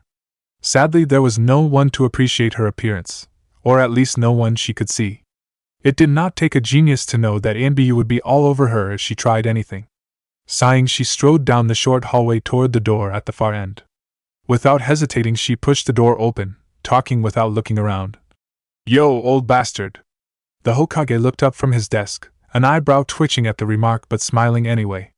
Ah. Enko-chan, how nice to see you again. Yeah. Enko waved dismissively, walking across the room to plop down in a chair across from the old man. So what did you want to see me about? I have a mission for you. Possibly the most difficult mission of your career. Sandaime said, his tone and demeanor serious. Enko sat up straight at that, just barely able to keep from bouncing like a hyper monkey. She knew it. An S-ranked mission. At last. I'll take it. Don't you want to know the exact details? I said I'd take it, so I'm taking it. Enko cut the old man off, her face flush with excitement. So where do I go? Who's on my team? What's the target? Sandaime chuckled as he sifted through the papers on his desk and selected a folder, tossing it at her. Standing, he turned and walked to a large window that looked out over the village. That, I believe, will explain everything. Huh? Enko said cautiously, opening the folder. After a few minutes she jumped to her feet. What the hell are you playing at? A genin. An S-ranked mission needs experienced jonin. There's not even a briefing for the mission. S-ranked? Sandaime repeated, turning to look at her curiously. Oh, next time please let me explain a mission before you accept. Seeing her eye twitching, he grinned smugly. This is not a ranked mission. It is a teaching assignment. What? Enko shrieked. How could this happen to her? How? As of now, you are the Jonin sensei of Uzumaki Naruto. Sandaime said, sounding completely amused. As you have already accepted, I am afraid you cannot reject it now. But... Enko stammered, staring at the old man, while her hopes all came crashing down around her. But... Now, why don't you take a look at his record? Sandaime said soothingly, moving his hand as if to calm her. I'm sure you'll be back up to A-ranked missions in no time. What does that? Enko trailed off, before she narrowed her eyes, her tone full of venom. I hate you. You are not the first. Sandaime admitted before turning back toward the window. Enko, hands trembling, turned her gaze back to the folder, reading it disgustedly. She hated academy records. They were a joke, and more than a few people had ruined their careers by depending on these things. Snorting, she looked at the Hokage's back darkly. Well? He asked, sounding as if he was musing about something. Well, if I was stupid enough to just go by the academy records. Enko muttered, looking at the open file once more before glancing at the Sandaime's back. I'd say this Naruto is just barely above a villager. Sandaime was silent for a moment, then chuckled. True. So what do you really think of your student? My student? Enko repeated distastefully, dropping the folder. There's never been an Uzumaki in this village, so I don't really know. Enko mused. I'll probably kill him in his sleep. Actually, a few people, like Iruka and Kakashi, have mentioned he's a bit like you. Sandaime said, humor lacing his words. Enko could not help but snort at that, crossing her arms. So can I ask why the hell I've been singled out? Any damn jonin could teach this brat. And why just one? Don't you usually put genin on 3-man teams? If I have to teach, don't you think I am good enough to have a full team? Sandaime drew a breath through his pipe as he glanced at the woman who stood fuming before his desk. Looking again out the window of his office, he slowly spoke. Naruto was not a part of this year's original graduating class. The circumstances surrounding his graduation are somewhat atypical.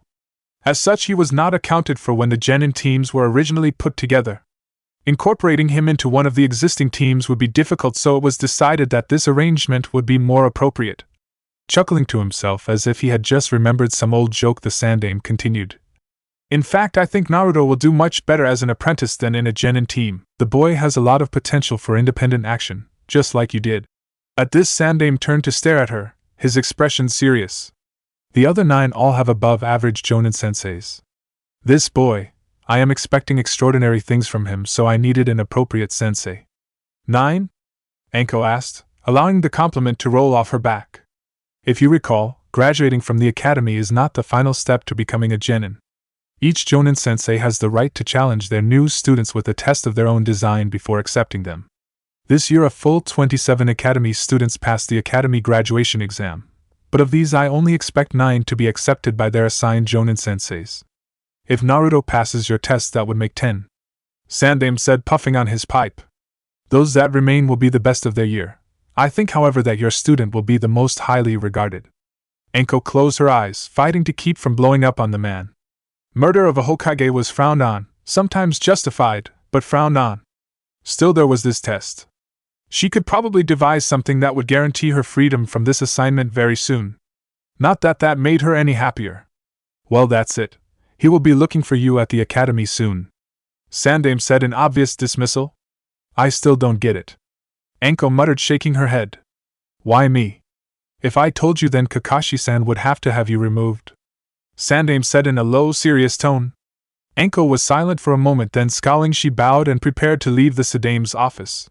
She could tell when the Hokage was joking or trying to provoke her, and so it was clear that this had not been an idle threat. Which meant whatever was brewing was important, highly dangerous, and likely to be a lot of fun. Enko turned to leave, then suddenly spun back, faced the Sandame. Assuming I accept him, I am not going to be taking any stupid D-ranked missions just because of this brat. I want B-ranked or higher. B-ranked is beyond what you can expect of a genin. You said he had a lot of potential? Afraid he is not as good as you might think? Hell, I was doing A-ranked missions when I was his age. If he is really worth my time, he should at least be able to handle something B-ranked. The Sandame scowled at this for a moment until a mischievous smile spread across his face. I will agree to only assign you B-ranked or higher missions on the conditions that you agree to train Naruto, full-time, until you believe he can handle being on a B-ranked mission. Enko smiled and nodded at this. You will also promise me that you will keep him alive through his first 2 B or higher ranked missions. Whatever Enko thought to herself, she would try, but accidents happen. And finally, if you cannot keep your promise, then you agree to take a 1-year teaching assignment at the academy as Irika's new assistant. Enko paled as the Sandame finished explaining his conditions. His smile had widened as he had spoke until there was a broad grin on his face. Clearly he was pleased with himself. A year at the academy, and working under that Chunin boy. Would he really be that cruel?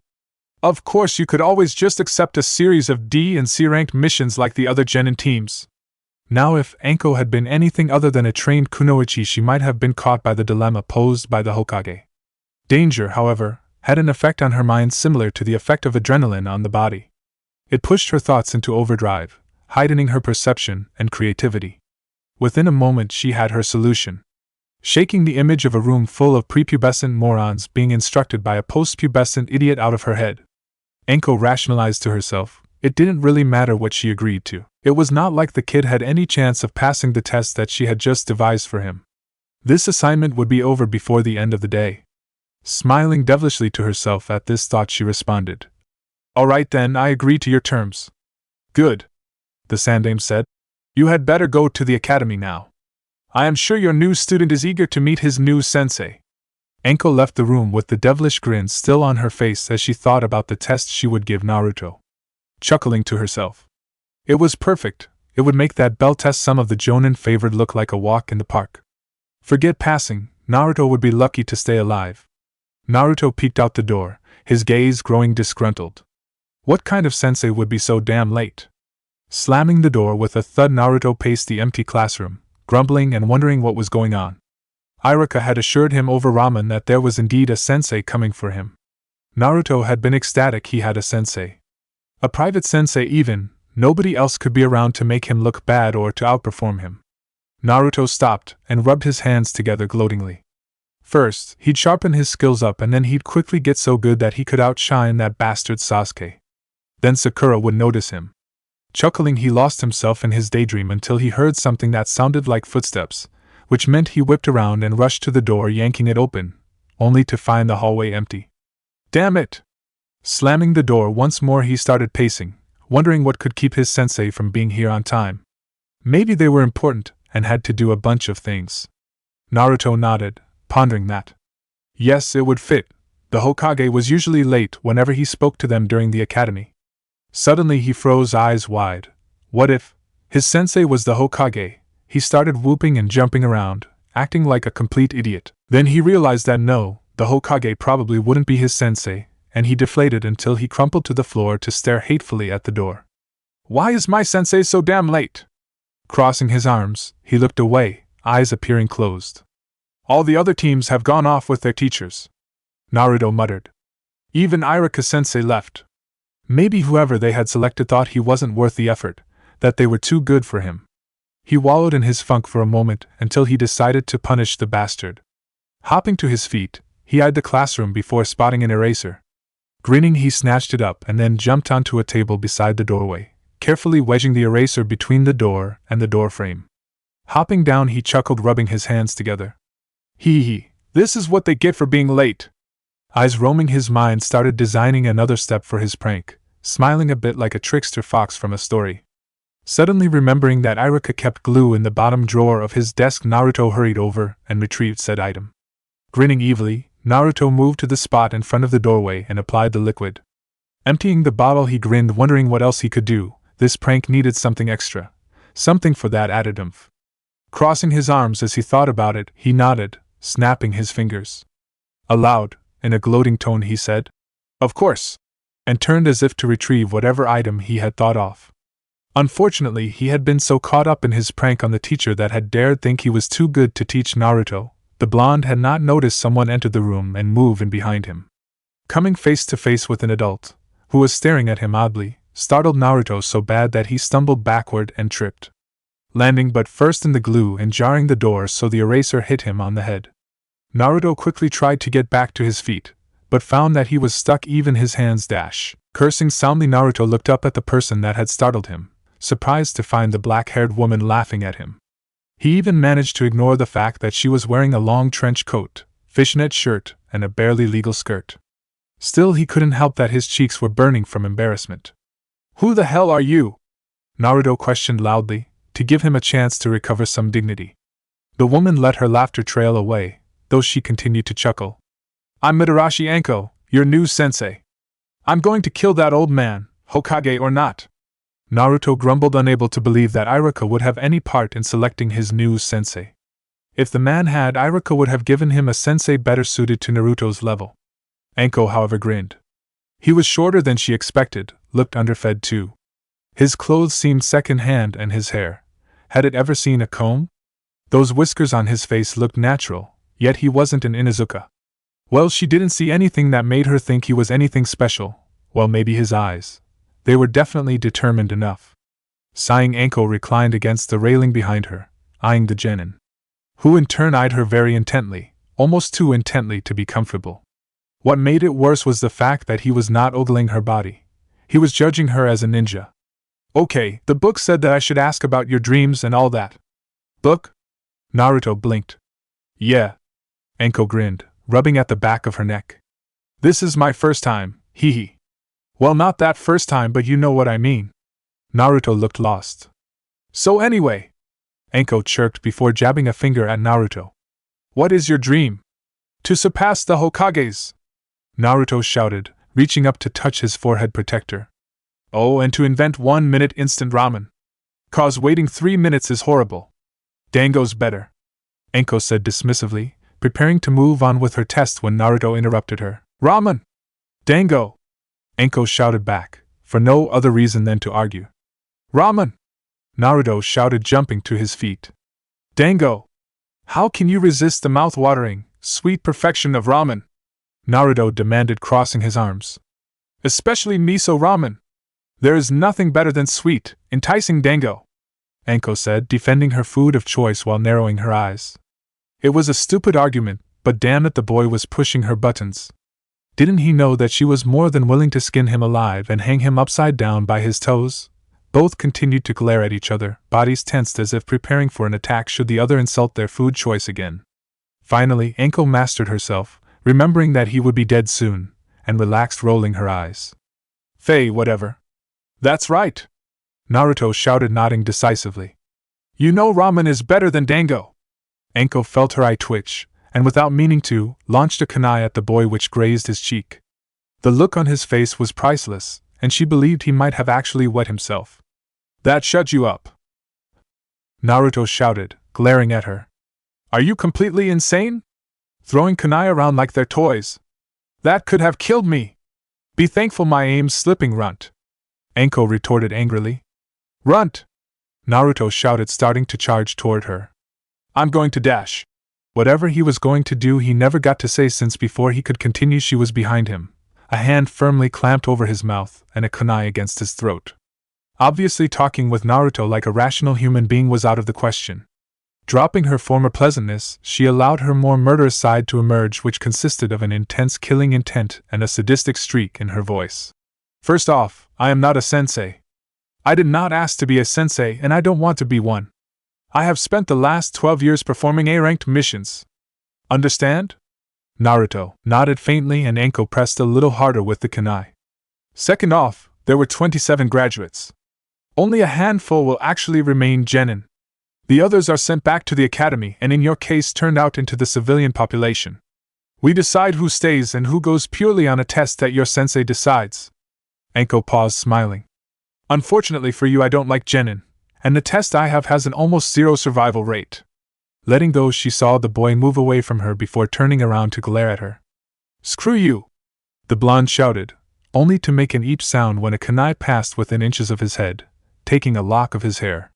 Careful, little boy, you'll die before you even get to try my mission. Anko grinned, seeing the determined if angry look on the boy's face. Oh, this would be fun.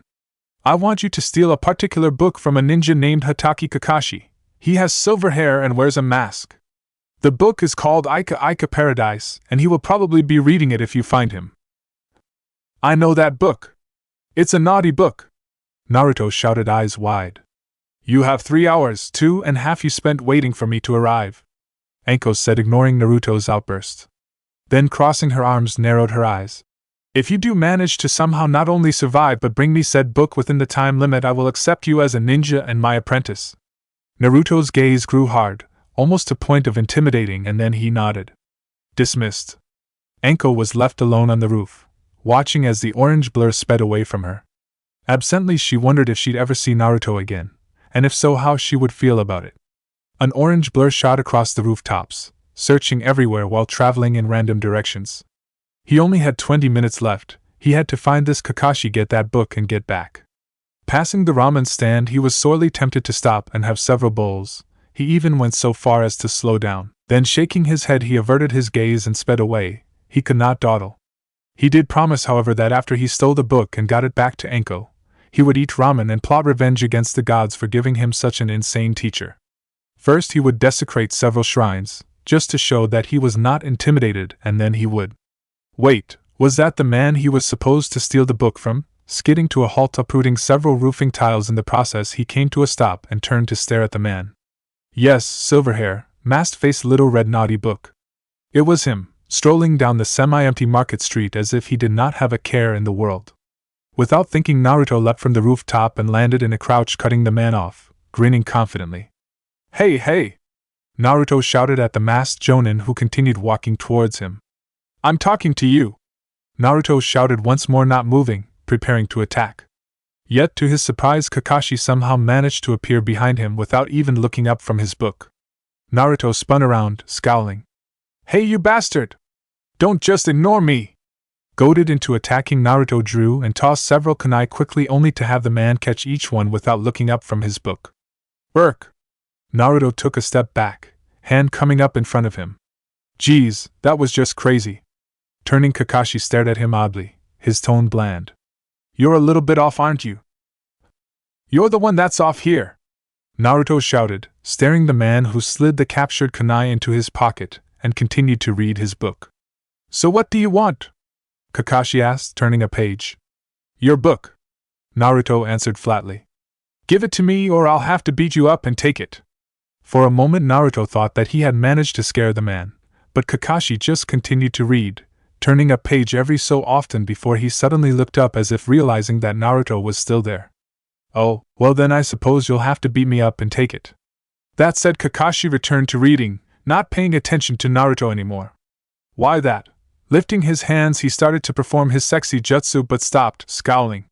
No, if he won using that, he could not claim to be a real ninja. This was one fight that he wanted to succeed at without resorting to a cheap trick. Nodding, he shouted something and charged, pulling an arm back as if to punch.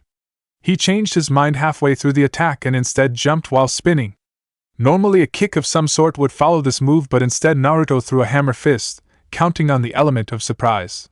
The ANBU commander casually caught the fist, without even looking up from his book, stopping all the forward momentum. Naruto was undaunted, however, and shifted his remaining momentum to carry him through into a round kick which Kakashi simply ducked, still not looking up from his book.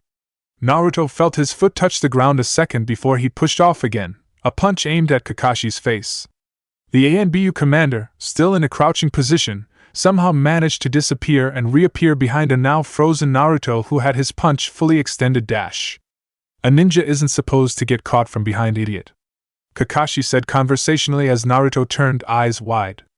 Seconds before Naruto could even consider what was about to happen, Kakashi was moving, thrusting his fingers forward. Hidden Leaf Ancient Taijutsu Supreme Attack. 1,000 Years of Pain. Seconds later, Naruto was yelling and launching himself high into the air from the jab to his ass.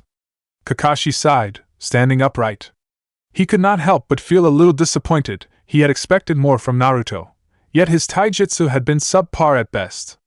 The boy did not even seem to grasp the concept of stealth and what was with that jumpsuit. He was almost ashamed that Naruto had learned his sensei's technique. Shaking his head, Kakashi turned, opening his book once more. Oh well, it had proved slightly entertaining at least. Ignoring the looks he received, for either the book or having just shattered a genin's dream he wasn't sure, he continued on his way giggling. Jiraiya-sama knew how to tell a great story, that was for sure. Turning a corner, he stopped long enough to buy lunch, without looking up from his book, and then continued on wondering what else he could do on his lunch break. That was not supposed to happen. Naruto raged to himself as he quickly approached the rooftop of a building. He tried to twist so that he could brace for the impact, but this only made it worse and his head smashed painfully against the rooftop with a loud cracking sound. It was the last thing Naruto saw before darkness engulfed him. Naruto felt like he was sinking and rising at the same time. Floating was the best word to describe it. Yes, he was floating in liquid darkness. Then he felt a burning sensation spreading out from his stomach. The heat intensifying, and he gasped, feeling as if the darkness was rushing into his lungs. Who was that strange, blonde-haired man smiling sadly at him? The burning engulfed every part of his body, and suddenly he was awake and sitting up. Looking around, he panted heavily, his head feeling heavy and hurting. Reaching up, he touched his head and feeling something slick pulled his hand away to reveal blood. He was bleeding. Beginning to panic, he ran his fingers through his hair, desperately searching for a wound of some kind, but found nothing. He breathed easier at that. Now if he could just get rid of this damned headache. Climbing to his feet, Naruto turned, remembering that he had been fighting Kakashi, almost expecting the man to have followed him. Instead, he saw an empty street. Damn it! How long had he been out? Where did Kakashi go? Shaking his head to clear a buzzing sensation, he started moving. Nothing else mattered except getting that damn perverted book. Still, even as he searched, he was not sure how he would manage it, especially after the humiliating way that Kakashi had beaten him earlier. Unfortunately, the blow to his head had not let him forget that. How could he? His ass was still hurting from that damn attack. Cursing out loud, he redoubled his speed, searching for Kakashi while applying his prankster mind to the problem of how to beat the masked man. Maybe if he had an army, he could beat that masked ass-poking bastard. Wait. Naruto did have an army of Kagebushins. Now, how could he use them to beat the man up and steal that book? Skidding to a halt, he found the man, noticing that he was only a few blocks away from where Anko was waiting for him. He needed to hurry. Then inspiration struck him. Prankster inspiration. The gods were with him today. Still, to pull it off, he needed something. Maybe with luck. Yes. Rummaging through his pouch, he pulled out a small scroll. He only had a couple of these left. If only he had paid more attention during Irika's classes, he would not have to waste it now, but there was no time to lament. Lifting his fingers, he molded his chakra, grinning wickedly as a dozen Kagebushin clones appeared around him. Right. Everyone understand the plan? Right. His clones shouted back to him. The lazy-eyed ninja continued to meander down the empty street. He had noticed that a group of youths, suspiciously clothed in identical bright orange attire, were rapidly closing in on him. They seemed to be trying to hide their approach as they moved to surround him. Kakashi smiled. Maybe his earlier assessment of the boy had been too harsh.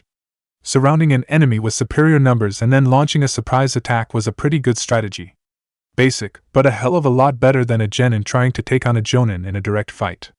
There might be some hope for the kid after all. Then again, he reflected as nearly a dozen Narutos jumped from hiding into battle stances around him. Maybe he was an idiot. Didn't last time teach you anything? Kakashi sighed. Apparently ignoring the comment, one of the Narutos yelled. Who's the idiot now? Let's see you catch my kunai when they are coming at you from all directions. In response, Kakashi just stared at Naruto, his visible eyebrow raised slightly in surprise. Was the brat really that stupid? Had he never heard of crossfire? But he did not have long to ponder this, instead twisting to the side, gracefully dodging a kunai thrown by a Naruto behind him. A moment later he heard a satisfying pop as the kunai embedded itself into the clone that had been standing in front of him, dispelling it. Kakashi could not help but chuckle to himself. Hey Baka! I thought you wanted to fight me, not yourself. At this he heard one of the Narutos growl in anger. That's probably the real one, clones always have weaker emotional reactions. Turning to that Naruto, Kakashi said lazily. You know you shouldn't reveal yourself like that. It makes it too easy. I know, why don't you go home and try again tomorrow? As he spoke he could see the anger building up in the boy. One more push should put him over the edge. Maybe you could get some help on strategy from someone? That Uchiha kid seems bright. I am sure that he could give you some pointers. Kakashi finished with a small laugh. You bastard! You're gonna pay! Screamed the enraged Naruto, hurling his kunai at Kakashi, who was doing his best not to break out laughing. The brat was too easy to read and his throw was horribly off. It would miss him by at least 6 inches. Best of all, there was another of the boy's Kagebushins right in the kunai's path. Naruto might not be much of a ninja, but at least he was good for laughs. Not bothering to move, he turned his attention back to his book, giggling at how amusing his lunch break was turning out to be. There was a pop and a puff of smoke, then suddenly the book was ripped out of his hand.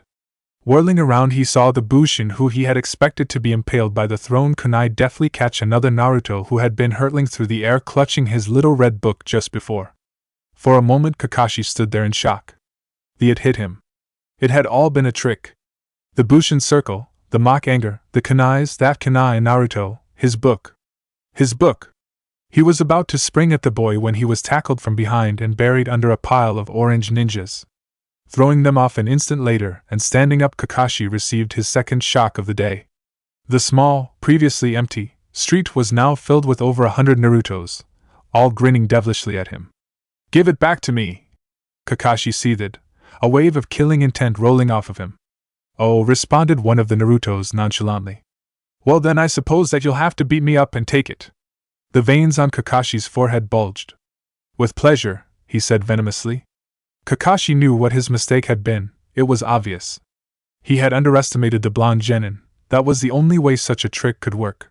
Well, he would not underestimate Naruto again, oh no, as a matter of fact Kakashi was going to make sure the boy was stuck in the deepest and dankest cell the ANBU hand. How dare the boy steal his precious? Narrowing his eyes Kakashi gave chase. He dealt with the Naruto's clones only to find the original had not been among them and was instead fleeing the area. Noting that Naruto's speed had improved since their brief skirmish earlier, and that the boy had a good head start, Kakashi drove himself to catch up. In the distance Naruto dropped to the street, darting around a corner and then, using a series of leaps from successive ledges and windowsills, cleared a wall. Kakashi cleared the same wall in a single bound not 3 minutes later, seeing Naruto struggling his way out of clothesline, tossing a pair of frilly underwear off his head and avoiding the barking dog, Kakashi increased his speed. If his book was damaged, then death would be a welcomed relief for the bastard child after he was through him. The boy in question glanced back at him only briefly before he bolted once more, knocking an older woman over as he tore out into the street. Moments later Kakashi burst out onto the street, seeing Naruto slipping and sliding as he made a near impossible turn. Following, Kakashi passed through a pair of wildly swinging doors. Jumping over a bar of soap, Kakashi noted absently that he was in the women's bath full of young and middle-aged women who did not seem to be in the habit of bathing with towels. Kakashi was tempted to stop, but decided instead, spurred on by appearance of a bodyguard, that he had other more important matters on his hands. Namely the murder of Uzumaki Naruto. Bursting through the still swinging back door he skidded to a halt, looking around frantically for the boy. He was alerted seconds later to the blonde's location by the shout of Tajukage Bunshin. Racing to the end of the alleyway he found dozens of Narutos scattering in every direction, each carrying a little red book. Raising his own fingers Kakashi glared. Tajukage Bunshin, Kakashi version! Seconds later each Naruto clone was being chased by an angry Kakashi clone. Taking a bite of her dango, followed a sip of her juice, Anko smiled in satisfaction. Swinging her legs, she glanced at her watch, then closed her eyes, taking another bite. In a few minutes, some ANBU lackey, or even Kakashi himself, would show up and tell her the horrible news. Yup, any minute now Anko would no longer have a student. Oh, the tragedy. Nothing better than dango and juice, Anko said, happily finishing off her dango, followed by checking her watch. Well, maybe screwing that old man out of torturing me. So, excited about her imminent return to her A-ranked missions, she started to hum a happy tune, until the orange blur came crashing back onto the roof in front of her. Naruto scrambled to his feet and shoved a little red book into Anko's hands, just as the bell rang on her watch, announcing that he not only survived but also succeeded in his mission. Naruto did look decidedly worse for the wear. Almost as if he was on his last legs. Eyes narrowing, Anko glanced from the blonde to the book in her hands, noting the familiar markings of Kakashi. Damn it, she hadn't expected Naruto to actually pass. Anko thumbed the book for a moment, then looked back at Naruto. How did you do it? I kicked his ass, Naruto bragged, stooping over to gasp for air. You kicked the ANBU commander's ass? Anko questioned, unable to keep amusement out of her voice. She would have to accept that since the boy had not only escaped Kakashi but also completed the mission objective. Well, congratulations, I guess. Not many genin could beat an ANBU commander. So do I pass? Naruto suddenly said, jerking upright and looking as if he hadn't just fought one of the Leaf's strongest ninjas. Actually, as Anko studied his face, he looked more like he was about to start celebrating. She was starting to consider ways to murder him when the truth of what Naruto had done struck her. He had beaten Kakashi. Her student had managed to earn a win against one of the most powerful ninja in the village. Sandai might be right. Hell, at this point the brat could probably even handle a B-ranked mission. No, a bit of training first. But Anko tingled at the thought. Well, I guess I'll make it official tomorrow or something, Anko said finally, struggling to keep from dancing. Welcome to Team Anko. Seeing the shock on his face, she grinned, then leaped to her feet, taking off at high speed. She needed to put a training regimen together. Sadly, she had never been a sensei before, so she was flying blind. Still, Naruto remained where he was at for several seconds and then started cheering, performing an odd dance as he celebrated becoming a full-fledged ninja. Yes. First, he was going to find Iruka-sensei and celebrate with several bowls of ramen, and then he'd find Sakura-chan, and she'd be so impressed with him that... Where's my book? A familiar voice questioned commandingly, and Naruto spun around quickly, staring up into the face of Kakashi, who had both eyes exposed as if ready for anything. What book? The blonde stammered, blue eyes wide. The one you stole from me. Kakashi growled threateningly, his red eyes swirling. I don't have it. Kakashi's eyes narrowed as he started cracking his knuckles and advancing on the trembling Leaf genin. The ancient forest belonging to Konoha almost looked magical in the moonlight. The grass and trees glowed and the sky overhead sparkled with thousands of distant stars, each unique and bright. It was a beautiful night, filled with the soft sounds of crickets and other nocturnal inhabitants of the forest. One such inhabitant was a small fox that stalked something in the darkness, stopping now and then to sniff the air before finding the scent anew and running in a different direction. After a few minutes the fox slowed to a trot, so that he was still moving briskly but with even more stealth. He caught a scent behind him. It smelled rather canine, but he ignored it. The first scent was more intriguing, and it was getting stronger. Suddenly slowing, he crept through the underbrush, emerging into a clearing with 3 large stumps and a figure tied to the middle one. Cautiously the fox approached, sniffing as it went, moving in slow, even steps toward the apparently unconscious blonde male. Stopping, it sniffed his foot, then, ear twitching, took off back into the forest as if frightened by whatever it had discovered. Amazingly, it had been so silent that one would have to be an ANBU to detect it. With a low, pain-filled groan, Naruto opened his eyes, staring blearily at the world around him, then pausing realized that he could not move an inch. To make matters worse, his body was stiff and sore. Then his stomach decided to growl and he realized that he was hungry too. Damn it! What happened to him, and where was he? Struggling futilely against the ropes for several minutes, he stopped and hung his head. He shouldn't have skipped the review on how to escape this type of thing. Though putting hot sauce in the Hokage's tea had been a pretty good prank.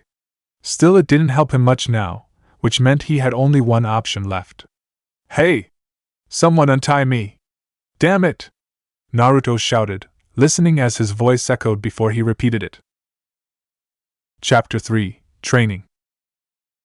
Naruto stumbled along, mind muddled by a lack of sleep. He was lucky he could even put one foot in front of the other, and it was due mostly to the hand he had outstretched that he had found his way to the secluded training area that his new sensei had told him they were using. Stifling a yawn, he sleepily swore that if she was not there he was going home and back to bed. He had had enough of that crazy woman at 3 that morning when she dragged him out of bed for a morning warm-up. Mumbling apologies, he managed to keep several angry women and one oddly grateful old woman from attacking him and his offending hand, so that he reached the selected training grounds relatively unharassed. Through bleary eyes he saw that he was utterly alone, and decided that instead of dragging himself all the way back home he would collapse there and catch up on his sleep.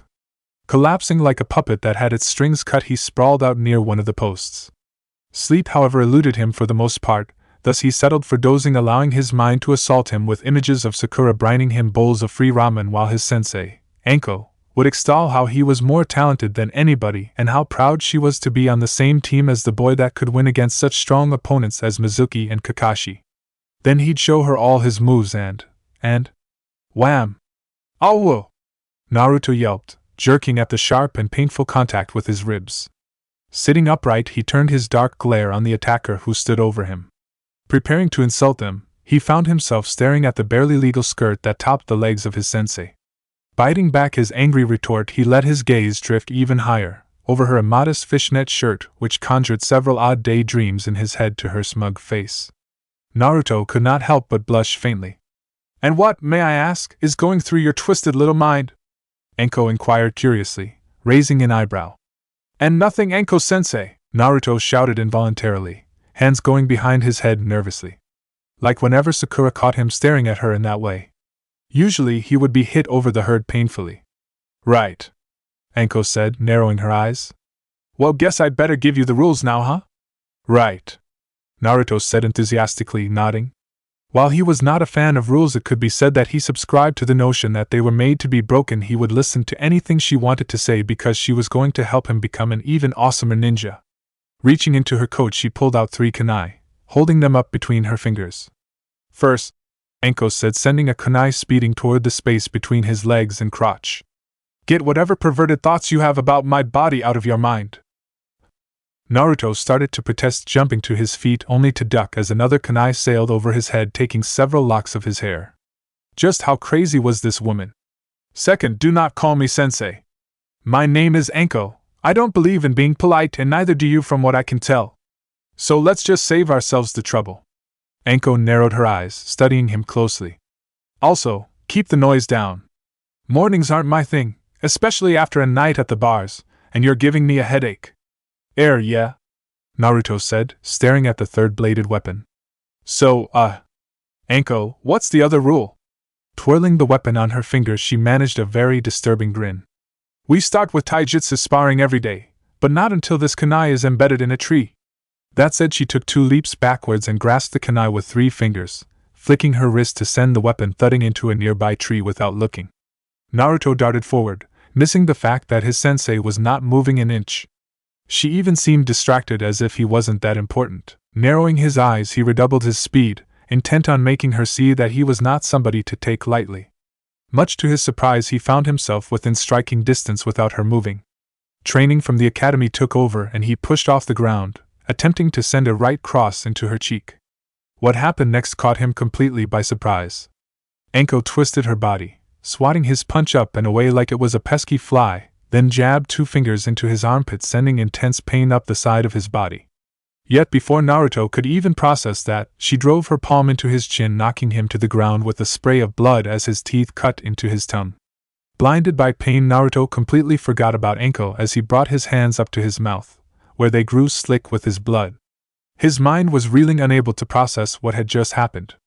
Hadn't they been sparring? Oh gods, the pain. Why had she done that? Gods, why wouldn't the pain stop? He spent several minutes on his back, clutching his mouth, and then finally, as the pain ebbed enough for him to function, he glared up at her through eyes blurred by tears. What he saw there confused him more than anything. Anko was standing there with a look of intense disapproval on her face. "Vat the vac vast staved!" Naruto shouted angrily, spitting blood from his mouth and still covering it with his hands. That was a palm heel, Anko answered blandly. I should be the one asking you what the hell you're doing sitting around. I didn't say we were done. That! Naruto exclaimed, jumping to his feet, spreading his arms wide and allowing the blood in his mouth to drip onto his chin. Are you insane? Fine. I guess you're not a ninja after all, Anko taunted, letting her loathing show in her words. Naruto felt himself bristle at that, something that which he was not quite familiar with. Not a ninja? Not a ninja? Suddenly, forgetting his linger pains, he attacked her once more, moving like a wild animal. His punches were more like clawing than anything they had learned in the academy.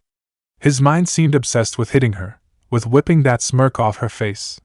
Yet each time she deflected his attacks. Are you trying to hit me? Anko asked casually, almost appearing to stifle a yawn. Then catching him by surprise once more, Anko struck. This time she caught one of his punches and moved to the side, her other hand slamming into the back of his neck, which was followed by suddenly driving him forward in a spin before inverting the momentum so that he twisted onto his back in the air. Fu dash! Naruto started to shout, but was cut off as the last of his breath was forced out of his lungs as he landed on his back with a thud. Knowing enough not to just lie there, Naruto turned onto his stomach and raised himself to all fours, trying to get back to a vertical base, only to feel a hand slide under his chin and grab the opposite collar of his jacket. This was followed by a leg hooking one of his arms while his other was knocked from under him. A moment later he found himself wrenched over by the combined action of the wrist against his neck, and the leg entangling his arm. Unable to support himself, he was forced onto his back again, this time with his arms were spread out as if affixed to a crucifix, one tightly wrapped in Anko's legs, the other firmly held by one of her own arms. An astute observer would note that the position was a textbook form of the Jigekujime, the Hell Strangle, a technique named for its reputation of giving those who experienced it a glimpse into torments of the damned. At that point, though, Naruto was neither astute nor observing. He was suffering greatly. Anko had chosen to forego the quick and painless artery choke, normally used in this technique, for a larynx-crushing variation. This had the pleasure of increasing both the intensity of the pain and allowing the victim to remain conscious to experience it. Added to this punishment, Anko had managed to maneuver her legs so that she was able to apply pressure on his entrapped arm, forcing it to bend unnaturally. Naruto could not think of anything but to thrash around in a hopeless attempt to escape. He could not even scream out at the pain since no air could move into or out of his lungs. Then suddenly the pain was gone, and he was forcibly kicked away. He rolled in a cloud of fallen leaves before coming to a stop on his side. Clutching his arm and biting back his curses, he coughed to reopen his airway. Never attack an enemy blindly, Anko shouted angrily. Now this time, when you attack me, don't go wild. Use your damn head, watch my movements and stay relaxed. Otherwise next time I will break your arm. Naruto glared up at her, unmoving, his mind filled with violent thoughts that he had never really had before. Thankfully his common sense was prevailing and he was not trying to act on any of those satisfying though admittedly stupid ideas. Instead he was thinking about how he could just get up and leave, how he could complain to Iruka and the Hokage about her, and thus be free from her torture. Yet, he had never backed down from anyone or anything before, and he was not sure what he would do if they announced that without Anko he would be forced to abandon being a ninja and accept life as a normal citizen of the village. Besides, there was a burning in his blood, a desire to keep fighting, and that would not allow him to just give up. Climbing back to his feet, still clutching his arm, he hacked and spit a glob of blood at her foot, shooting her one of the most hateful glares that he had. Maybe there's hope for you after all, Anko allowed, her sadistic smile in place once more. Screw you, you sadistic bitch! Naruto shouted, charging forward, letting his arm go and rearing back for a punch. A minute later a loud cracking sound was followed by a scream of pain. Iruka was feeling hopeful, even excited. He had a spring in his step and smile on his face. At last he was king of his classroom. There was no Naruto to muck things up. As much as Iruka liked the boy, there was no denying Naruto mucked almost everything up for the class. Not today, however. Oh no, today he had had a class full of attentive and well-behaved recruits. He even had the Hokage's grandson, though he hadn't seemed especially interested in anything Iruka had to say. Still, today was a good day. Nothing could possibly ruin it for him, not even knowing that Naruto-sensei was probably at this moment skinning the boy alive. Iruka stumbled in mid-step at that thought, then scowled. No, He was definitely upset over that thought, because having known Anko since they were both genin, he knew exactly how vicious she could be if motivated. Naruto could motivate anybody. Anko was a fan of pain. Iruka decided that after he had some ramen he would go have a few shots of sake to avoid thinking on the horrible fate that was befalling his adopted brother. Nodding, he started off once more, hurrying as he went, almost knowing that there would be nothing left due to the lunch rush, or more correctly the Naruto rush dash. Reaching the familiar Ichiraka stand, he pushed aside the flaps and stepped into the mildly dim ramen stand. He noted with a bright smile that Iam seemed to be working alone today. The pretty waitress spotted him as well and with a blush waved. Iruka-kun! Iruka started toward the stool directly in front of the girl, watching as she put the rag down and leaned forward against the back of the counter. So, busy day at the academy? For once, no, not at all. Iruka beamed, taking his seat. Speaking of busy days, Aya-chan, are you working by yourself today? The girl blushed faintly, casting a glance at the sole other customer in the bar before looking back at him. Yeah, Dad decided he'd like to go fishing today. Leaning forward slightly, she rested her chin in her hand, locking eyes with him. I'm closing the bar at 7, Iruka-kun. Iruka grinned, scratching the back of his head nervously. Even he could not miss the hint she had just given him. Yep, she was fishing for a date.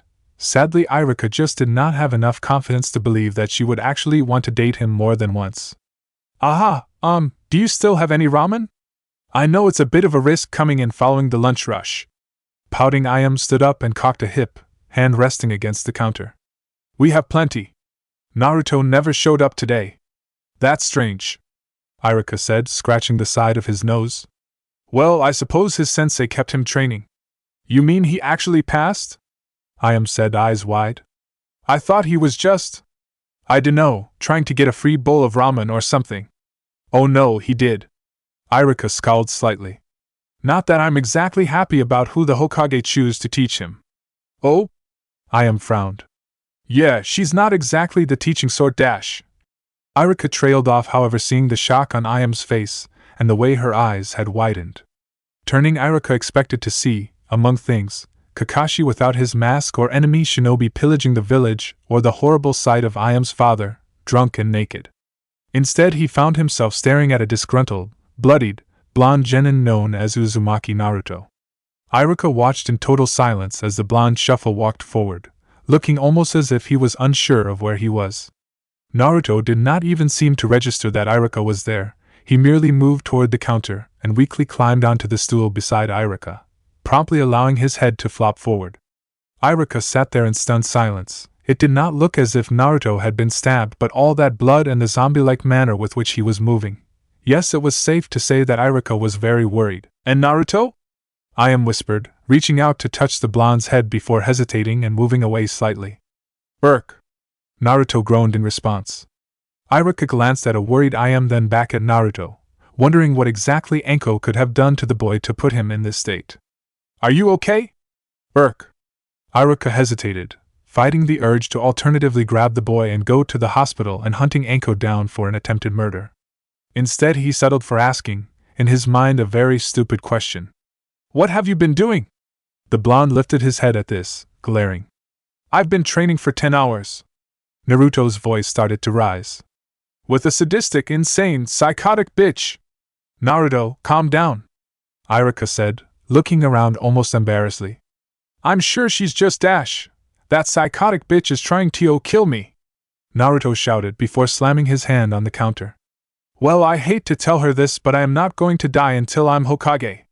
Okay, Naruto, take a breath. Anko-san is just trying to be a good teach Dash. That sadistic bitch isn't trying to teach me, Naruto roared, earning a reproachful look from Iam. Iruka said, gulping nervously. Only Naruto could have the sort of luck that would allow the woman in question to be directly behind him. Naruto. Sadistic bitch, huh? Anko said, her tone conversational. Naruto reacted without hesitation, spinning around to glare at her, apparently not intimidated at all. Yeah! You're trying to kill me! Naruto shouted angrily. I've been stabbed, beaten, and had my arm broken, healed, re-healed. Iruka felt the blood rushing from his face, staring at the two. He could not remember anyone ever calling Anko that, to her face at least. It just was not a safe practice, and as much as Iruka liked Naruto, He wisely used all of his skill to move 3 stools away in case Anko decided to rend Naruto limb from limb. A small frown line appeared on Anko's face as her eyes narrowed. "You haven't seen nothing yet, you little prick." Reaching out, she grabbed the boy by the back of the neck and jerked him off the stool and started frog marching him despite his attempts at fighting back out of the stand. Iruka stared after them, unable to believe what he had seen. He was going to need several shots of sake tonight. Then tomorrow, tomorrow, he would have to report to the Hokage about what he had seen. Leaving Naruto at the hands of Anko was just irresponsible. "Ramen," Ayam asked hesitantly, her own eyes locked on the entrance as well. Iruka nodded faintly, still not looking away from the entrance. "Miso. Pick me up at 7:30? Okay." Shoving Naruto forward so that he stumbled and fell face first onto the ground, Anko crossed her arms and glared at him. So he thought she was sadistic? Thought she was trying to kill him? He had no idea what those terms meant. First thing was first, she would enlighten this annoying brat about calling her names. When he had gotten back to his feet and turned to shout at her, Anko threw a kunai from her forearm holster at him, nicking his cheek. Before he could properly register what had happened, she was behind him, leaning over his shoulder. With her voice a low whisper, she spoke into his ear. "I don't care what you call me. A shinobi doesn't care if they're called a genius or a fool. The main thing is winning. I don't care if you hate me." When he remained silent, she grinned and licked the cut on his cheek. His blood didn't taste that bad. "All I care about, Naruto, is that you learn what I have to teach you." Using her free hand, she offered up a kunai, her cheek pressing against his. "Now then, I want you to take this kunai and pick a training post." Naruto took the kunai and, properly cowed for the moment, wandered to the training post in the middle of the clearing. Smiling, Anko produced her own and picked the first post, staring at him levelly. "You need to watch closely. What I am about to try and teach you is very difficult to learn." Without even looking at the post, or moving her body, she struck, driving her kunai as far into the post as humanly possible. Seeing the surprise on Naruto's face, she allowed a faint smirk to grace her features. In the Hibi style, this is considered a basic move, but very few can actually manage it. The key is to keep your shoulders absolutely still, to not let your eyes stray to where you're striking, and to move with the unpredictable suddenness of a cobra. "Right," Naruto mumbled before he attempted the move. On his first attempt, he drove the kunai 3/4 of the way into the post, but his shoulders had moved and his eyes had drifted to his target. "Try it again," Anko said patiently. Taijutsu had to be learned harshly, but weapons and chakra control needed to be taught with patience. She could not show it to him, and then just expect him to understand it perfectly. He was not a thieving Uchiha after all. Naruto, muttering curses, did as ordered. "Keep your shoulders still," Anko noted. First form, and then she could concentrate on his eyes. She watched critically as he struggled to grasp the concept and keep his body from moving. Anko actually lost count of how many times he stabbed the post, how many times she told him to keep his shoulders still, but finally, he got it down halfway decently. "Good. Now keep your eyes focused on me when you do it," Anko said calmly, twirling her kunai on a finger.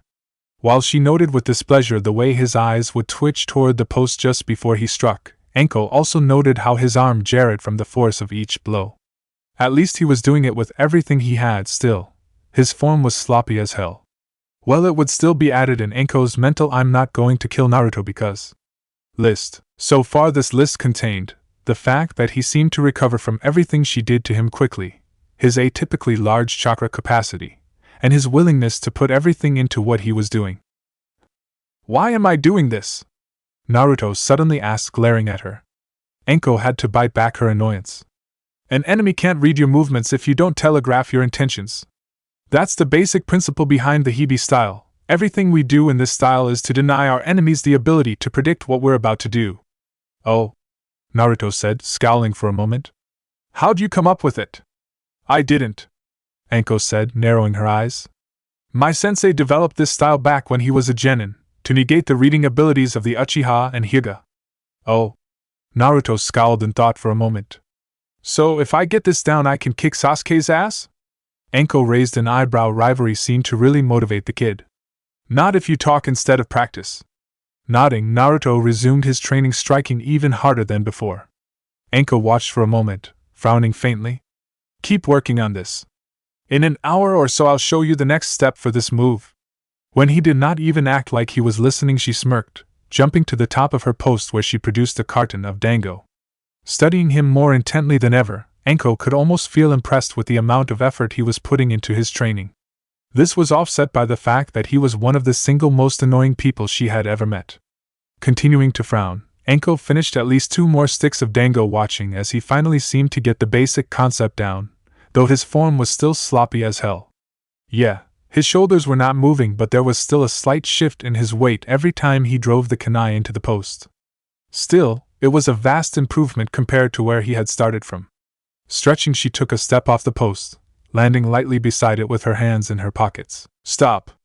He struck once more, then turned to look at her. The next step is a tad harder, so I'll have to move slow.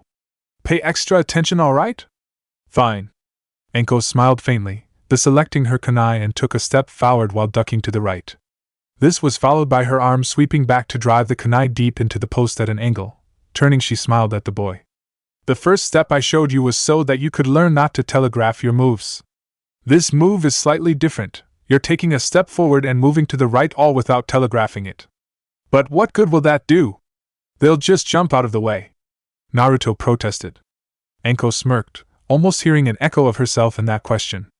Pulling her kunai from the training post, Anko motioned for him to attack. Naruto hesitated for a half second and then lunged forward, completely wild.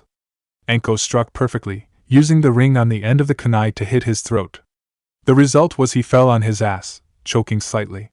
Grinning, Anko could not help but narrow her eyes. That's the secret, runt. Even if you came at me another way, it'd be the same result, because to attack is to run into your opponent.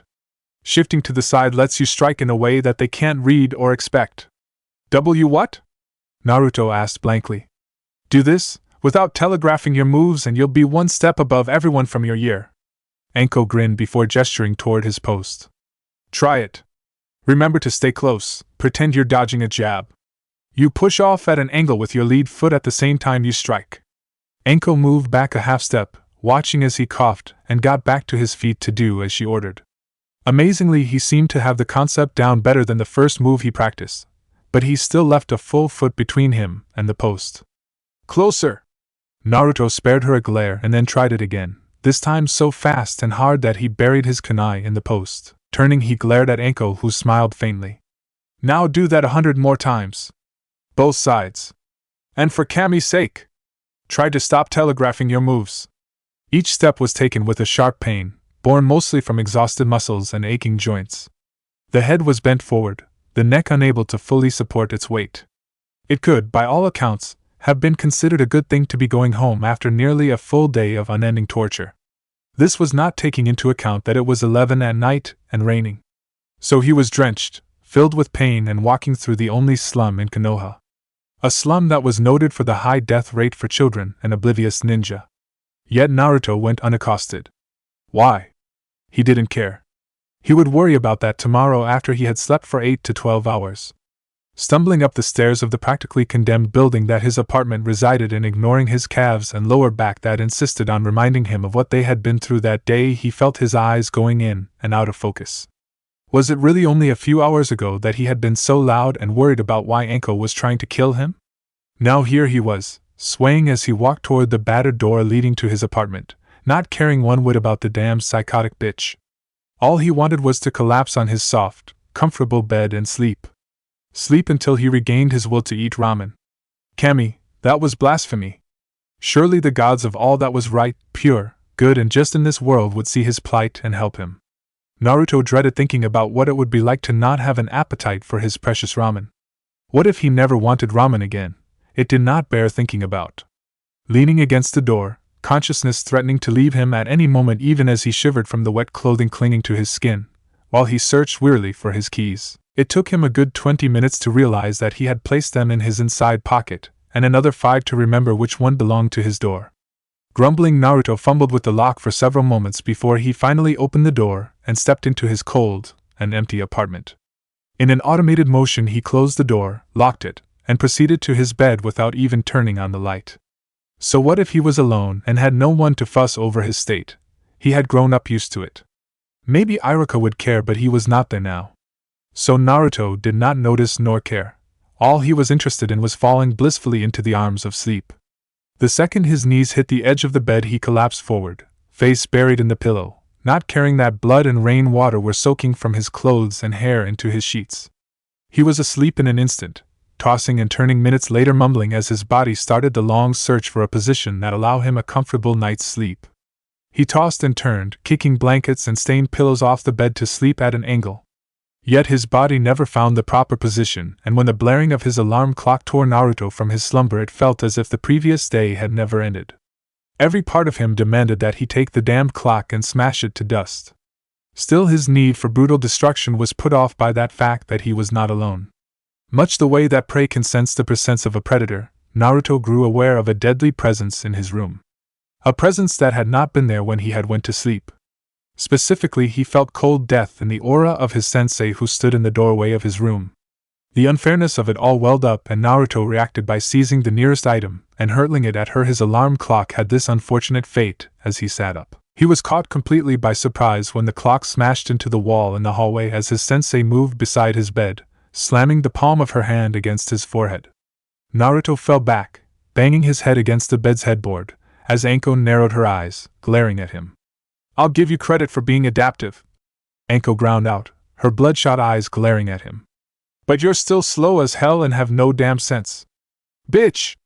Naruto muttered under his breath, rubbing the back of his head, his muscles groaning. "Faye, whatever, runt. Hurry up and get your ass out of bed, we've got a long day of training." "I just went to bed," Naruto protested, only to flinch when Anko glared at him dangerously. "Fine."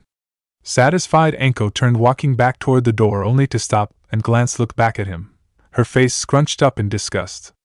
"And take a shower. Now. And from now on, before you go to bed. For Kami's sake. A ninja cannot expect to hide from someone if they can smell you from half a mile away. But if you don't, I will personally hold you under the water, and then shave every last hair off you." Anko narrowed her eyes. "Every last one." Naruto stared at her for a moment, then, realizing that she was including the areas that Iruka had explained on his last birthday, blushed and choked in horror. 2 weeks of utter quiet, it was hard to believe. The village had become so peaceful since Anko had begun training Naruto. It seemed she only gave the boy time to eat, sleep, and train. Troublemaking had become a luxury that he neither had time nor energy for any longer. This was a good thing. Wasn't it? The Sandaime sighed as he leaned back, then stood, stretching as he walked over to his tobacco cabinet. To anyone watching him at that moment, it would appear as if he was completely focused on preparing himself a pipe, but in truth his mind was far away. Gently tapping the pipe twice to settle the tobacco, he struck a match, and then with practiced precision held the small flame against the dried leaves, drawing a slow breath. Too fast would snuff out the young flames, too slow and the fragrant tinder would not light. Smiling as the tobacco began to smolder, he reflected on how well this paralleled the situation that weighed upon his mind. Taking a long draw on his pipe, he walked to the large window in his office which overlooked the Leaf Village. 2 weeks ago he had been confident that apprenticing Naruto to Anko was in the best interests of both of them. Yet this had proven false. Iruka's concerns had become his own as he observed their training sessions through his viewing sphere. It should have been the best for both of them.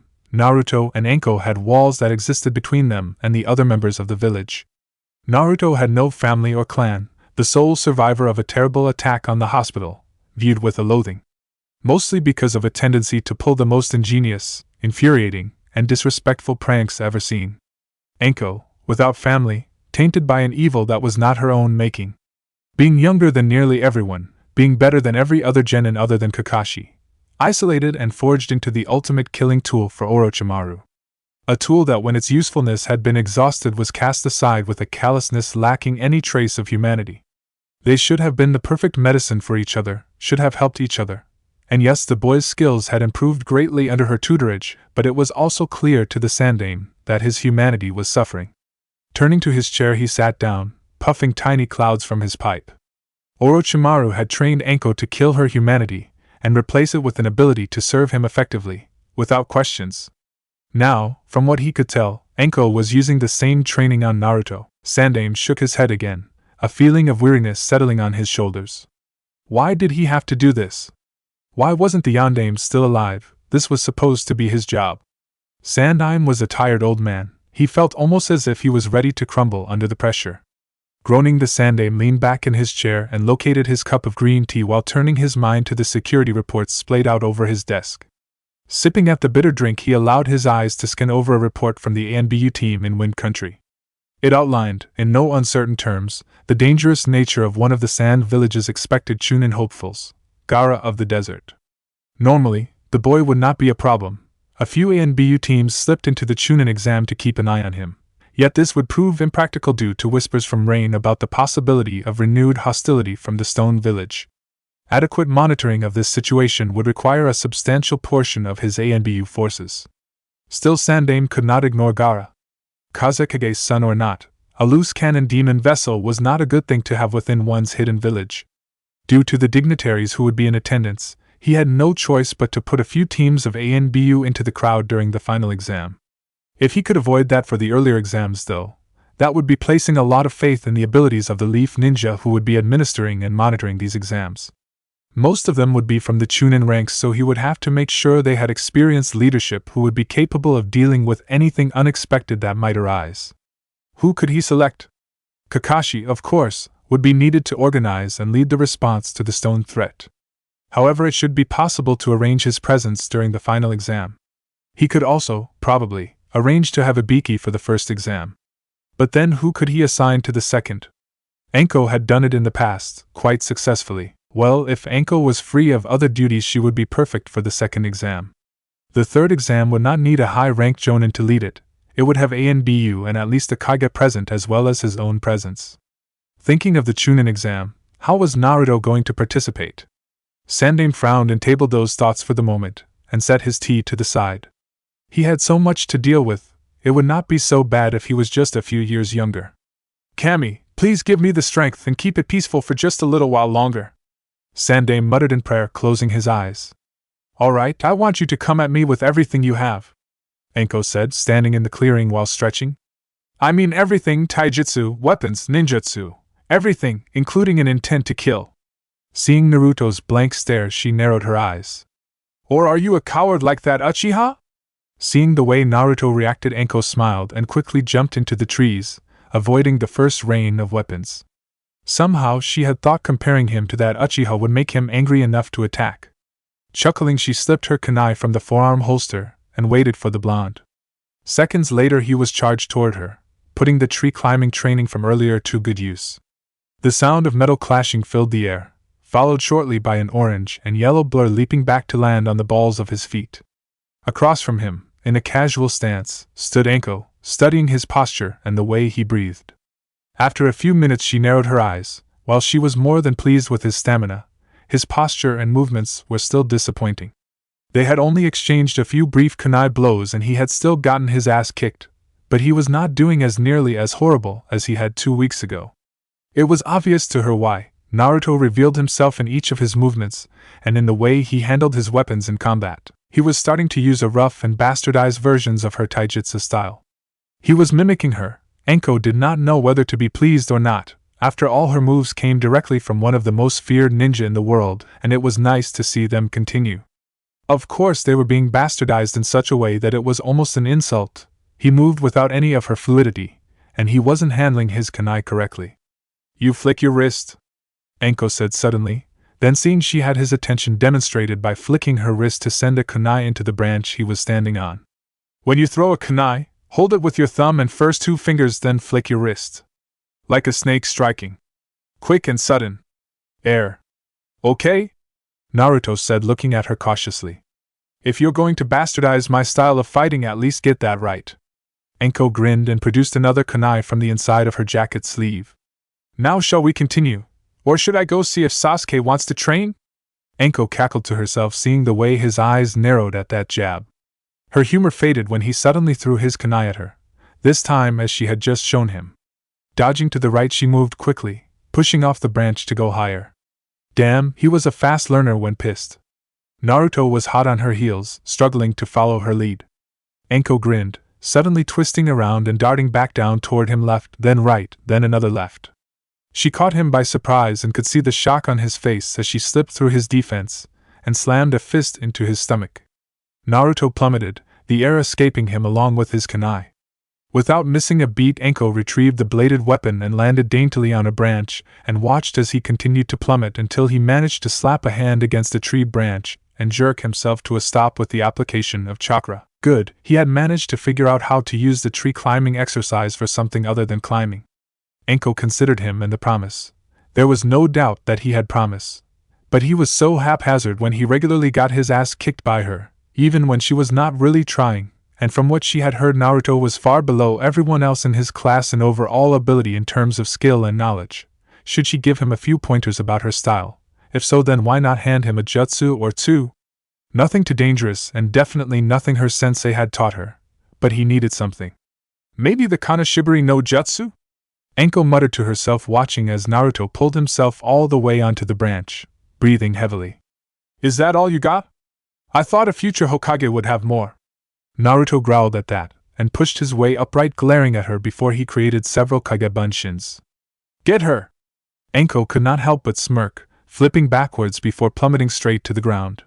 Seconds before the clones rebounded and charged, Anko produced a shuriken, launching her attack. Shuriken Kagebunshin no Jutsu. Seconds later, the Naruto clones were caught in a barrage of cloned shuriken. Seeing Naruto alone and breathing even heavier, Anko smirked. You know, if you're gonna keep using that technique, you need to add some variety to it. Bitch! Naruto shouted, launching himself downward. Anko moved quickly, leaving behind an exploding note that went off seconds before he landed. Grinning, Anko landed to watch as the smoke cleared to reveal Naruto, who was sprawled against a tree. His face was scratched from the hail of rock and dirt. Anko even felt smug about timing that so perfectly. You'll have to do better than that, Anko taunted, shaking her head. Naruto sat up, coughing, then looked up, eyes narrowed. You mean like this? Naruto retorted, throwing a kunai, which was soon joined by 10 clones suddenly charging from every direction, launching kunai of their own. Anko cursed, dodging back and working her way through the rain of deadly metal. Left, right, back flip, kawarimi with a Naruto clone, double jump, another kawarimi, and she was clear. Not bad. Obviously he was attempting to create a version of the technique that she had used earlier. Still, she was slightly disappointed that he had not been able to push her harder.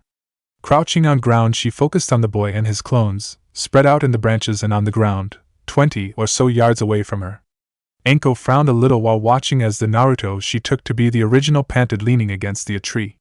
She had almost decided to finish him when she sensed a new mass clones descending from overhead. Looking up, she saw 10 more clones hopping down through the branches above, each holding a kunai of their own and ready to strike.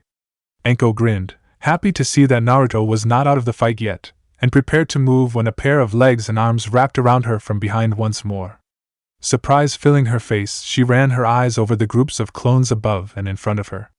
Weapons drawn, they were clearly preparing a mass kunai barrage. Okay, now he was starting to impress her. Timing it carefully, she preformed kawarimi yet again, putting the Naruto holding her in front just as all the weapons from ahead and above rained through her previous position. As chaos reigned, Anko darted into the trees once more, cursing at how sloppy she had been to get caught like that. She had relaxed her guard and he had taken advantage of that. Part of her wanted to be proud, the other part wanted to slit his throat. Anko was so lost in her thoughts she almost missed a clone descending from overhead with a kunai in hand. The key word was almost. Anko quickly altered her movement, darting inside the clone's guard for a strike, only to find an explosive note on his chest. Crap! Grabbing the clone's arm, she used the follow-through as momentum to clear the explosion field. Landing on a branch, she narrowed her eyes. Was it her, or was he getting better at using those damn things? Glancing down at the real Naruto, she noted that he was gathering his clones together, preparing for a new attack. Better luck next time, Anko said happily, watching as his army growled and prepared a coordinated attack. That would be dangerous. If she counted correctly, he had close to 25 clones now. He could easily overwhelm her with sheer numbers and his spontaneous plans for how to use those clones. Hell, he'd gotten her so distracted with the massive attacks that it had been all she could do to notice the attack coming from that clone bomb and avoid it. What truly boggled her mind was the sheer amount of chakra required to pull off all of those clones and to continue fighting. The good news, however, was that he definitely qualified for the Kanashibari, and the second he and his clones started the move, Anko molded the chakra. Thankfully, it didn't require words or seals. It relied on control and mentally concentrating the chakra into spears. Seconds later she was hurtling said spears into Naruto's body, aiming for every pressure point and muscle group that she knew of. This would have the desired effect of not only freezing his body and making it impossible to move but cause him a tremendous amount of pain. It also disrupt his chakra, thus as one his entire army of clones disappeared in a massive puff of smoke. Enko grinned seeing him lay on his back, face registering the shock and pain of having the kanashibari slammed into his system. "And that punk is how you beat a wannabe Hokage," Enko called down humorously while Naruto seemed to take offense at that, and his muscles trembled from his attempts at movement. Chuckling, Enko dusted her hands off, dropping to the ground before wandering toward him lazily. "Now don't strain too hard, okay? You might pull something." Seeing his continued efforts she could not help but laugh. He was stubborn. Hell, he was probably as stubborn as she was. "Okay Baka, listen up. This is called the Kanashibari no Jutsu, sometimes called the paralyzing technique. You won't break free for 5 minutes. Seeing the way he stopped struggling, she patted his cheek almost affectionately. "Smart boy. Now then. I want you to listen carefully cause I'm only going to explain how it works once. To use this technique you'll have to learn how to mold, then project chakra outwards and hit your target. Think of creating kunai out of chakra and aiming for the pressure points and muscle groups." Standing, she smoothed out of her jacket before blowing him a kiss teasingly. "Okay sweetie, you have fun out here. I need to get some breakfast." That said, Enko turned, whistling happily as she strolled leisurely back toward the training gates that led into the village marketplace.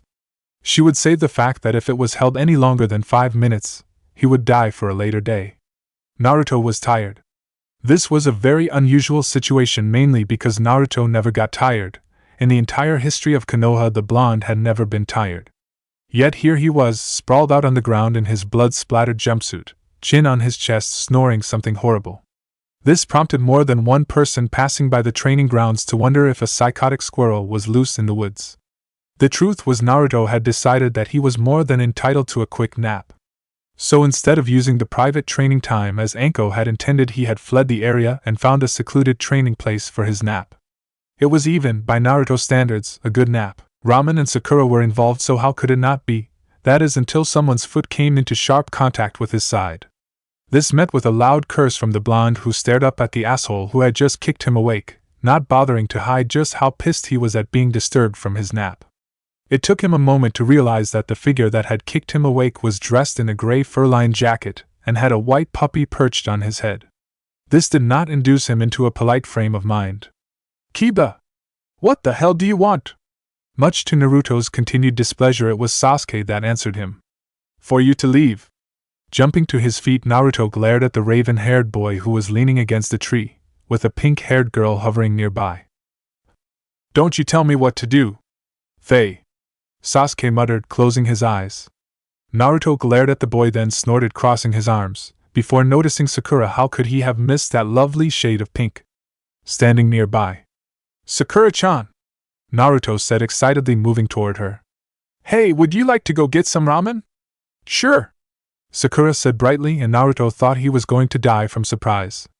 "Really?" "No." Naruto hung his head. He should not have been surprised. One day Naruto would prove to her that Sasuke was nothing. That he, Uzumaki Naruto Hokage to be, was so much better that there was no comparing them. That Sakura belonged with him, and not a flashy pretty boy. "Hey Naruto, why are they still letting you wear that?" Kiba suddenly asked, and the blonde blinked, turning to look at his friend. Kiba, seeing the confusion on Naruto's face, gestured at the forehead protector. "Isn't it a crime to wear one when you're just some villager?" Naruto grew indignant at that, reaching up to adjust his most prized possession. "I passed. I've got a sensei and everything." "Well, she's a psychotic bitch." "Sha, they didn't even put you on a team, liar," Sakura interjected, scowling at him. "You should just take it off." "Bah. I'm a ninja and I'll wear it however long I want," Naruto retorted, glaring at them both, before curiosity set in. "So, why are you guys here?" "Our sensei told us to be here," Kiba said, grinning. "Normally I wouldn't listen to anything a teacher had to say, but Kurenai-sensei is really good. And she's hot too. She's got these long legs and, oh gods, look, you can tell she's all woman." "Kiba," Sakura said threateningly, and Naruto snickered before glancing at an annoyed-looking Sasuke. Naruto scowled, thinking that it would not be long before he could beat that bastard's ass. Sasuke could be as cool as he wanted, but Naruto would kick his ass soon enough, and then Sakura would notice him, and that old ape of a Hokage would bow before him, and Naruto did not realize he was giggling until Sasuke glared at him and, his tone harsh, inquired, "What's so funny, loser?" Naruto could have been smart as his common sense screamed, but instead he gloated the truth, as he saw it, completely missing the groan from Kiba and the shouts of indignation from Sakura. "Me kicking your ass? You're right, that is funny. You couldn't beat me if you tried. You couldn't even put a finger on me." Naruto's face shifted from amusement to outright anger. "I can too. You dim-witted idiot. I'm an Uchiha, and while you're just a dead last loser," Sasuke retorted coolly. "That doesn't mean anything. You're just a bunch of hot air, you pretty boy prick," Naruto retorted angrily. "Why you?" Sakura shouted, starting forward angrily with her knuckles cracking. Her progress was denied, however, when Kiba managed to grab her around the waist and then restrain her, which was no small feat. "Faye, what do I care?" Sasuke starting to turn away, only to freeze mid-turn at Naruto's next shout. "Coward!" Naruto roared. When Sasuke turned back to him, Naruto continued, "I'm right, aren't I? All that big talk about how great you are and how much of a loser I am and everything. You're just a damn coward." "Shut up. Make me." Naruto was not sure who took the first step, but suddenly they were barreling at each other, arms pulling back for their first punches.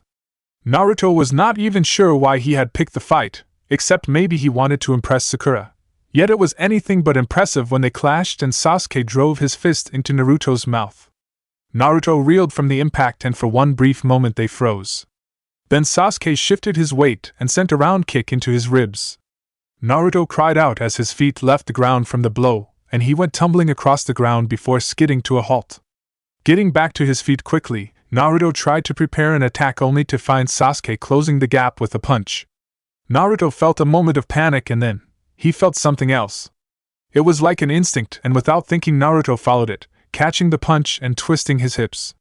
Suddenly his hands were free and Sasuke was sent hurtling through the air. Putting a hand under him to catch the fall, Sasuke flipped, landing in a crouch. There was another moment of stillness, and then Sasuke pushed off with surprising speed, scowling while shifting his weight for a punch. Here again, Naruto's instincts kicked in, and, as he had practiced with Anko, he slightly shifted his body and moved his head to the side to avoid the punch aimed at his face. Before Sasuke could register this fact, Naruto was on the inside of his defenses, and was lashing out with a palm heel strike aimed at Sasuke's jaw. Naruto was rewarded with a satisfying crack as his hand made contact. The blow did not have the same amount of power as Anko's had, but this was due to Naruto being unable to put his body into it. Still, it was enough to force the Uchiha to tumble backwards from the force of the blow. Sasuke rolled to his feet and leapt backwards, putting space between them while his eyes narrowed and began to evolve into the Sharingan. Naruto was past thinking, relying entirely on his newfound recently developed instincts. Naruto felt his fingers twitching towards his kunai holster, not thinking but knowing he was going to kill the bastard. However, the second, and potentially deadly, encounter was cut short when a hail of kunai came crashing down around Naruto. As the deadly rain stopped, the familiar form of Anko came hurtling out of the tree limbs overhead to land in a crouch, with her trench coat billowing around her, a few yards away from the children. "I can't leave you alone for 1 minute, can I?" Anko asked humorously, winking at Naruto. Naruto, for his part, was consumed in a brief internal battle. Part of him demanded he keep attacking while another part told him to stop. It was settled without a final decision when another woman, dressed in white and red with feathered hair and freaky red eyes, landed in the clearing behind Anko. "Oh, Kurenai! How nice to see you again," Anko chirped, as she turned to look at the scowling woman. Kurenai's gaze swept over her genin, and then over to Naruto, who stuck his tongue out before focusing on Anko. "So this is your student?" "Yep. A bit of a wild child, ain't he?" Anko happily replied, eyeing the genin behind Kurenai. "Oh, you get a smelly Inuzuka, a worthless Haruno, and a stuck-up Uchiha. I'm so jealous." Naruto could not decide if he should laugh or not. On the one hand, she had insulted Sakura, yet on the other hand, Anko had also insulted, quite rightly, Sasuke. It was a tough call, and he settled for merely grinning smugly at Sasuke. "I hope you're not taking pages from your sensei's book," Kurenai said evenly, eyes darting to Naruto and then back to Anko's face. Naruto, as confused about the question as he was, could not help but notice the deadly undercurrent in his sensei's response. If I have kurenai, you'll be the first to know. That said, Anko turned to stare at him, her eyes narrowed. We're leaving Naruto. Nodding, Naruto hurried to follow his sensei as she moved through the trees, away from the training area. Kurenai-sensei, who was that? Sakura asked after a moment, free of Kiba's grasp and now fussing over a sulking Sasuke. Someone who should not be teaching. Ever. Kurenai answered sharply. She's hot though, Kiba said, just beginning to recover from the catatonic stupor that it had fallen into when he first saw Anko's attire. Nice legs. Kurenai ignored the comment. Instead, scowling, lost in thought and memories of Anko. To say that Kurenai's relationship with Anko was a difficult one would have been an understatement, one akin to describing the Hokage as an above-average ninja. In fact, if Anko were to die, Kurenai would make sure that she was the first in line to dance upon her grave. This was not because Kurenai was a spiteful individual. Generally, she was considered one of the most reserved and professional ninja in the village. However, her relationship with Anko was a special exception. In her mind, Anko was responsible for destroying two of the most important people in her life. The first had been one of her genin teammates whom Anko had ambushed during a Chunin exam. Anko's attack had been brutal and overwhelming, a combination of genjutsu and taijutsu that had left her teammates so mentally scarred and physically crippled that he could not continue as a ninja and ultimately took his own life a few years later. The second was her own older brother during his Jonin exam. Kurenai did not know the details because no explanation had ever been given apart from a statement that Anko had not acted outside of the parameters of the exam. That seemed to be the trend with Anko. She never acted outside the parameters, and while Kurenai knew that killing and dying was a part of being a ninja, she could not understand Anko. The woman killed without mercy, without compassion, and at times Kurenai even wondered if maybe Anko took a sick pleasure in their suffering. That was why, deep down, Kurenai believed that the deaths of her friend and brother had been unnecessary, nothing more than attempts to fulfill Anko's twisted lusts. Because of this, Kurenai could never forgive Anko, not for what had happened and not for what she had just seen in that boy named Naruto. She had seen the blonde's hand drift toward his kunai. A stupid child's argument had nearly ended in an attempt to kill. Kurenai stopped and scowled, knowing the real truth of the matter. It would not have been an attempt. Naruto would have killed Sasuke. Why? Because Naruto was using the Hibi style, even if it did look bastardized, and that was one of the Leaf's 5 Sessert taijutsu styles. No good came from anyone using that style either. It was forged and created in blood. The blood of rogue Uchihas and Hyugas at the hands of the Leaf's biggest traitor. Kurenai would have to alert the Hokage to the fact that Anko was creating another cold-blooded killer, that Midarashi Anko was walking the same path as her sensei, Orochimaru, that the former apprentice was creating a new generation. Kurenai prayed that the boy could be saved from that fate. She did not blame him, and would help him if she could. Still, the biggest problem was making the Hokage see that Anko was not someone who should be training genin. Kurenai-sensei? Sakura asked softly, and Kurenai made an indistinct noise. Our mission?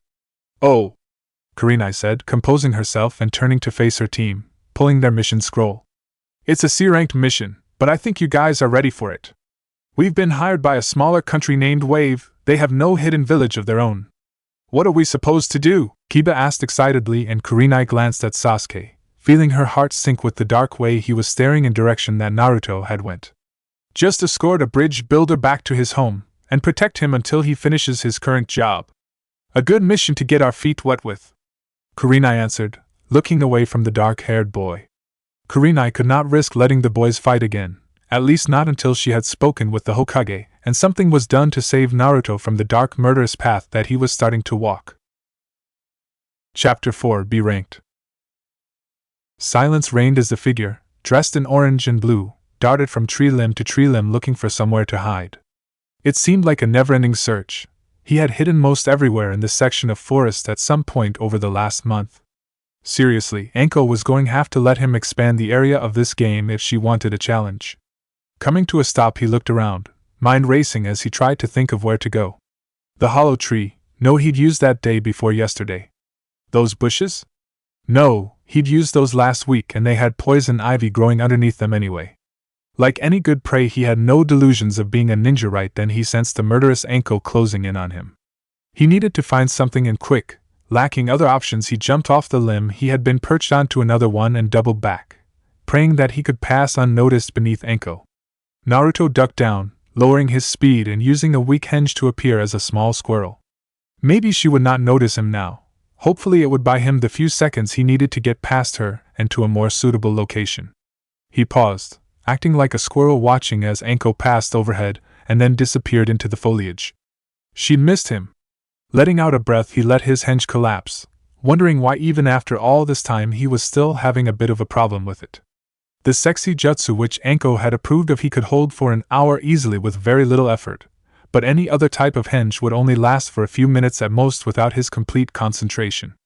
Shaking it off, realizing that he was still standing there in the open, he turned and started moving. Silent as possible, he jumped from tree branch to tree branch, working to use his chakra to lessen the impact on the tree limbs as Anko had taught him. He still could not do that perfectly either, though she said he was doing better. Shaking his head, he turned his attention back to his surroundings, looking for a worthwhile place to hide. Then, as if the kami were smiling, Naruto found a clearing where a beam of sunlight danced across the ground to cast delicate shadows over a large, white square rock. It even seemed to have something engraved on it, not that it mattered. All that mattered was that it was the only place he had not hidden in, and thus the one place that Anko would never think of him trying to hide. Darting down into the clearing, he ignored the writing and came to a rest against the shadow-cloaked side of the white square stone. Now came the hard part. He had to try one of the two jutsus his sensei had taught him. Concentrating, he slowed his breathing, attempting to think like a stone. It was hard work, requiring a lot more control over his chakra than he thought he could ever manage, yet he managed to pull off the Meisai Gakuren no Jutsu, allowing his entire body to blend into the shape to match the form and color patterns of the stone. Trying to control his breathing, he waited, wondering how many more minutes or hours he had until this game of hide and hunt was over. Maybe this time he could win, and she would let him have some time off. There were a few people that needed to be put in their place. Plus, he really did not want to practice any more taijutsu with Anko, at least not until she forgave him for the laxatives he had added to her dango yesterday. Frowning, he forced his mind back onto the camouflage technique he was using. There was a snap of twig and he panicked, causing his technique to waver. Quickly he forced it back into place. Clenching his eyes shut, he prayed that it was not Anko that was approaching, or that if it was he would not be beaten to a bloody pulp. A male voice said. Oh well. Breathing a bit easier, Naruto closed his eyes. As long as it was not Anko, he should not have to worry too much. Sure sway, thank you, the male said blandly, before another twig snapped and he spoke again. Anko Samapi? Oh. Anko's voice said, forcing Naruto to gulp, hold his breath and struggle to keep his technique in place. Itachi, what are you doing here? Visiting the setpot. Itachi answered, a note of curiosity entering his voice. Is there something you are looking for? Just an annoying little prick. Anko said happily. Short, blonde hair, rude as hell, wears a gaudy orange outfit. Seen him around? No. Itachi responded. Is this that Uzumaki? How'd you know? I was in the forest when he defeated Mizuki. Ah. Well, let me know if you see him around. I need to kick his ass. Anko chirped before the sound of her taking off back into the forest reached Naruto. Once he was sure Anko was really gone, the blonde let out a loud breath, then realized that the man was still there. Naruto clenched his eyes, praying that the man had not noticed. All he needed was for this Itachi to tell Anko where he was. If you overconcentrate on that technique, it fails horribly. Itachi said blandly before taking off as well. Naruto could not help but let his camouflage technique crumble in shock. The man had known he was there the whole damn time. Then it dawned on him, Anko had never found him. Yes. He'd win this time for sure. Ha! In your face, you psychotic bitch. Naruto muttered under his breath, jumping to his feet. In my face? Anko asked curiously from behind him. Naruto couldn't help but whimper. Anko very was happy, whistling a tune while twirling a kunai around her finger. Today was going to be the day, after a full month of training and torturing. Today she would collect her promised B-ranked mission. Probably something relatively simple considering that this would be the first for Naruto, but nothing too easy.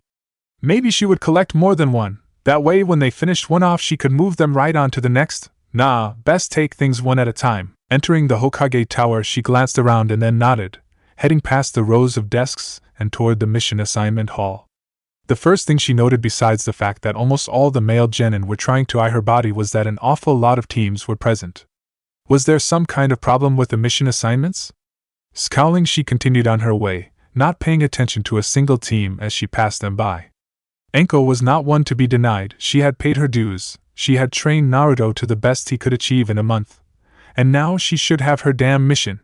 Reaching the doors, she found her way blocked by several ANBU members who were casually leaning against the walls, watching everyone. That did not bode well.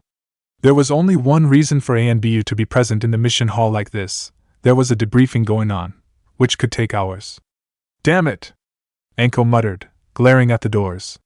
Her thoughts were disturbed when the door to the mission hall opened and a harried-looking Irika stepped out into the hallway. Enko! The scared Chunin said in surprise and then laughed nervously, scratching the back of his head. I suppose you're here for your mission? That would be a reason to at the mission hall, now wouldn't it? Enko deadpanned. Right, well the Hokage asked me to announce that all genin missions would be handed out upstairs in the backup mission hall. Irika smiled nervously and repeated the announcement for everyone else. Enko, however, did not move, blocking Irika's path as everyone else, grumbling, turned and headed for the stairs. Irika-kun, I'd really like my mission now, Enko said, sweetly twirling her kunai once more. That really wouldn't be fair, I want a mission now, Enko said flatly, grabbing the kunai in mid-spin, eyes narrowed dangerously.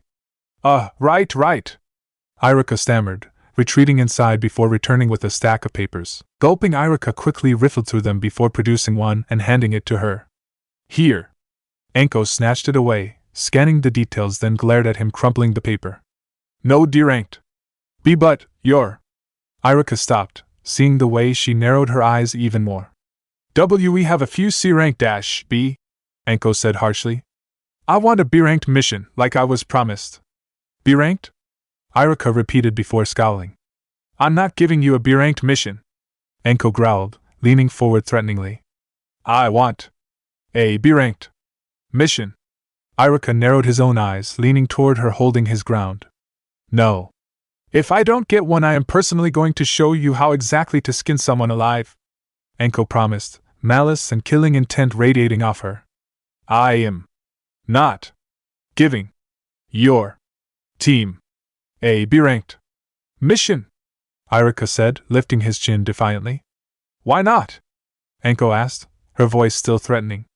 She would have loved to shove a kunai through his throat and just take the mission herself, but that would be noticed, and she really did not feel like getting bloody. Naruto couldn't possibly be ready for one, Irika answered steadily.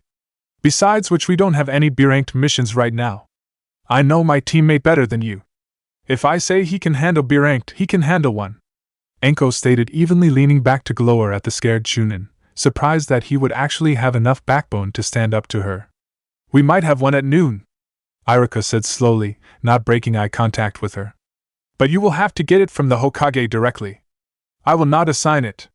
Fine, Enko said, then smiling turned and walked away, whistling and twirling her kunai once more. The sun shone bright in the sky as errant clouds drifted across the vast expanse of blue. It was the sort of afternoon could be said to have inspired the notion of the midday nap. Near the edge of a training area, resting on a slopping bed of comfortable grass, was a dark-haired boy. With his arms behind his head and legs crossed near the ankles, he looked for all the world like he was sleeping. Indeed, this could be given further credence by the fact that other than a few bird songs, the only noise was the near sleep rhythm of his breathing.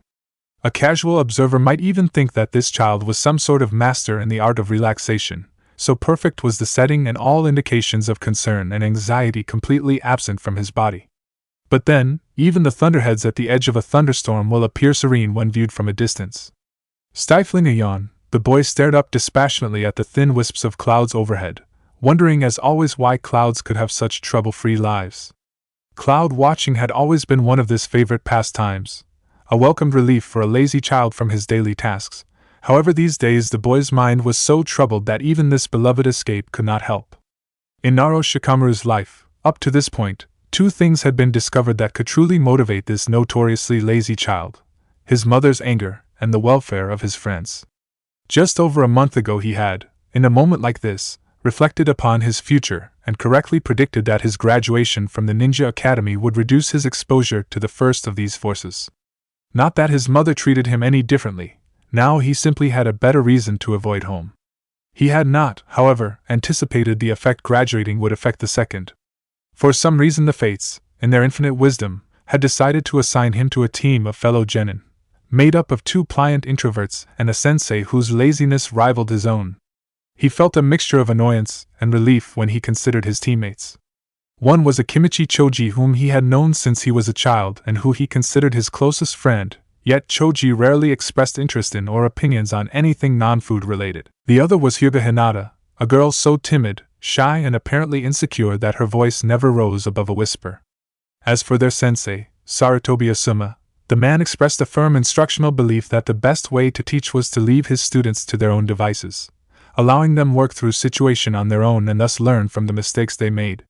Shikamura had to admit that he was impressed by the Jonin's cleverness. This sink or swim pedagogy left the lazy man with very few responsibilities, only requiring him to become directly involved with his students if the situation absolutely necessitated it. From what Shikamura had seen, a situation meeting his sensei's requirements for intervention would probably mean the near imminent death of at least one of his teammates. Because of this, Shikamura, who had always desired a simple life and would have been quite content as a baker or a storekeeper if only explaining the decision to his mother would not have been so troublesome, found himself as de facto leader of his genin team. Damn it, he thought to himself, allowing his concentration to momentarily slip as a string of colorful curses drifted through his mind. Why couldn't a more natural leader like Shino have been put on his team?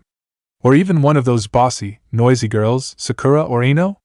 Either of them would have leapt at the opportunity to tell people what to do.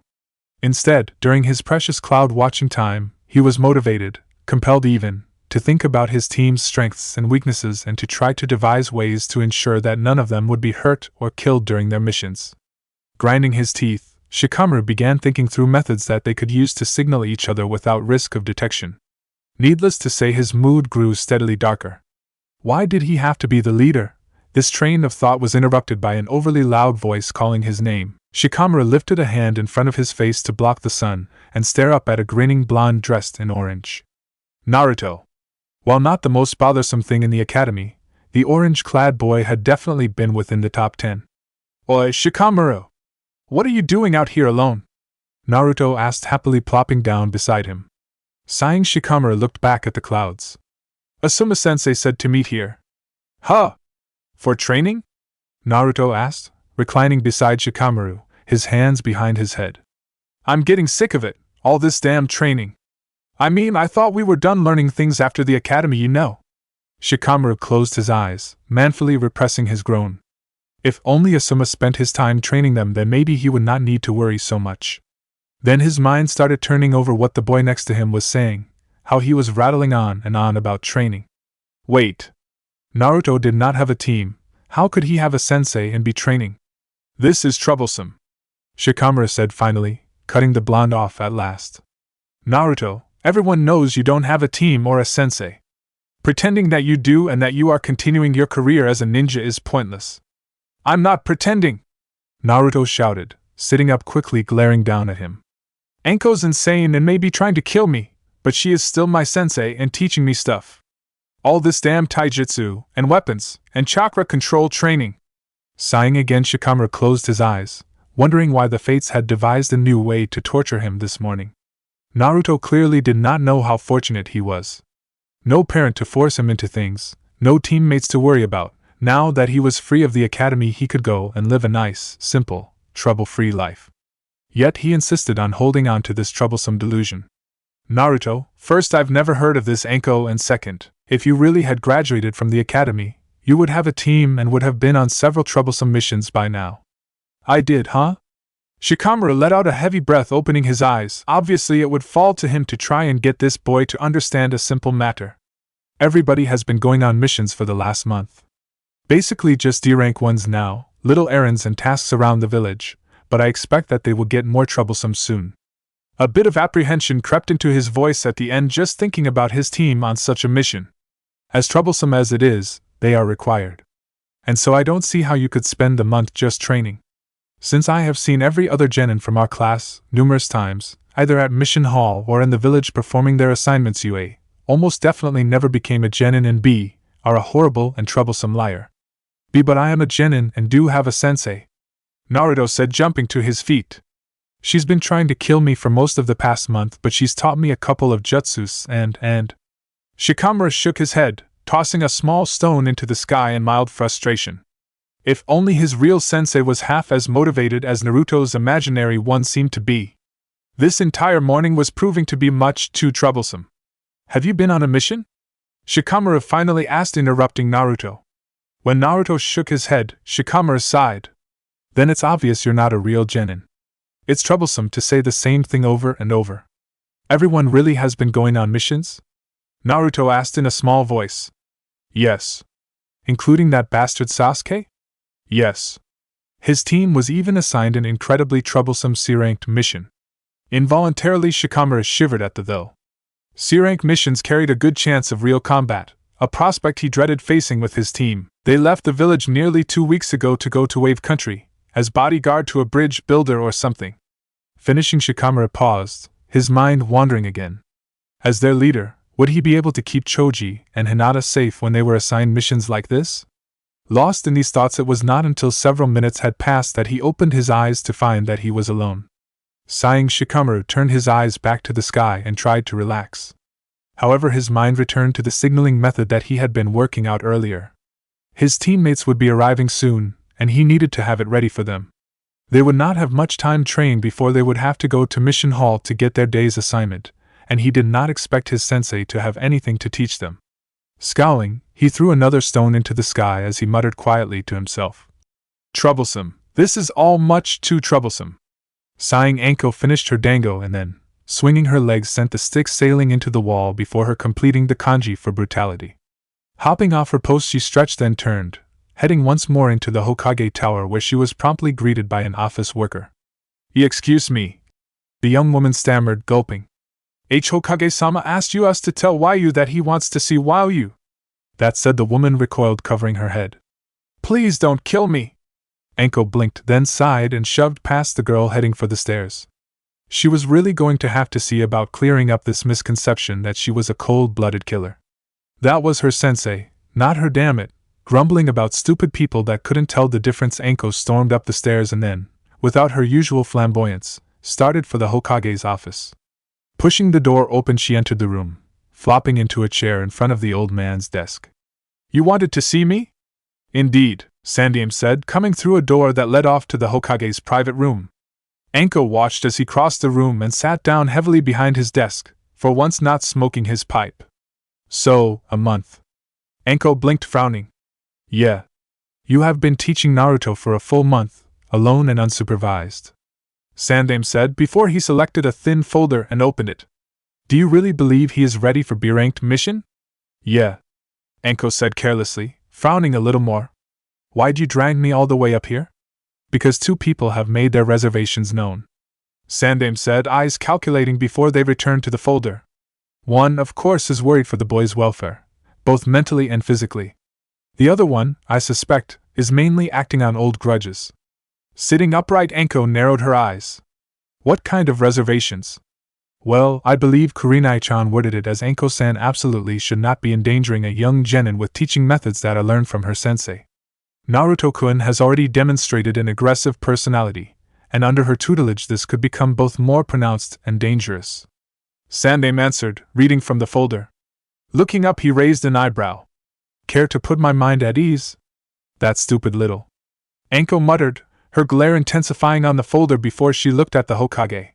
Yeah, Naruto's a lil prick with a short fuse. I'm trying to channel that to more productive means. I see. Sandaime nodded, looking back at the folder.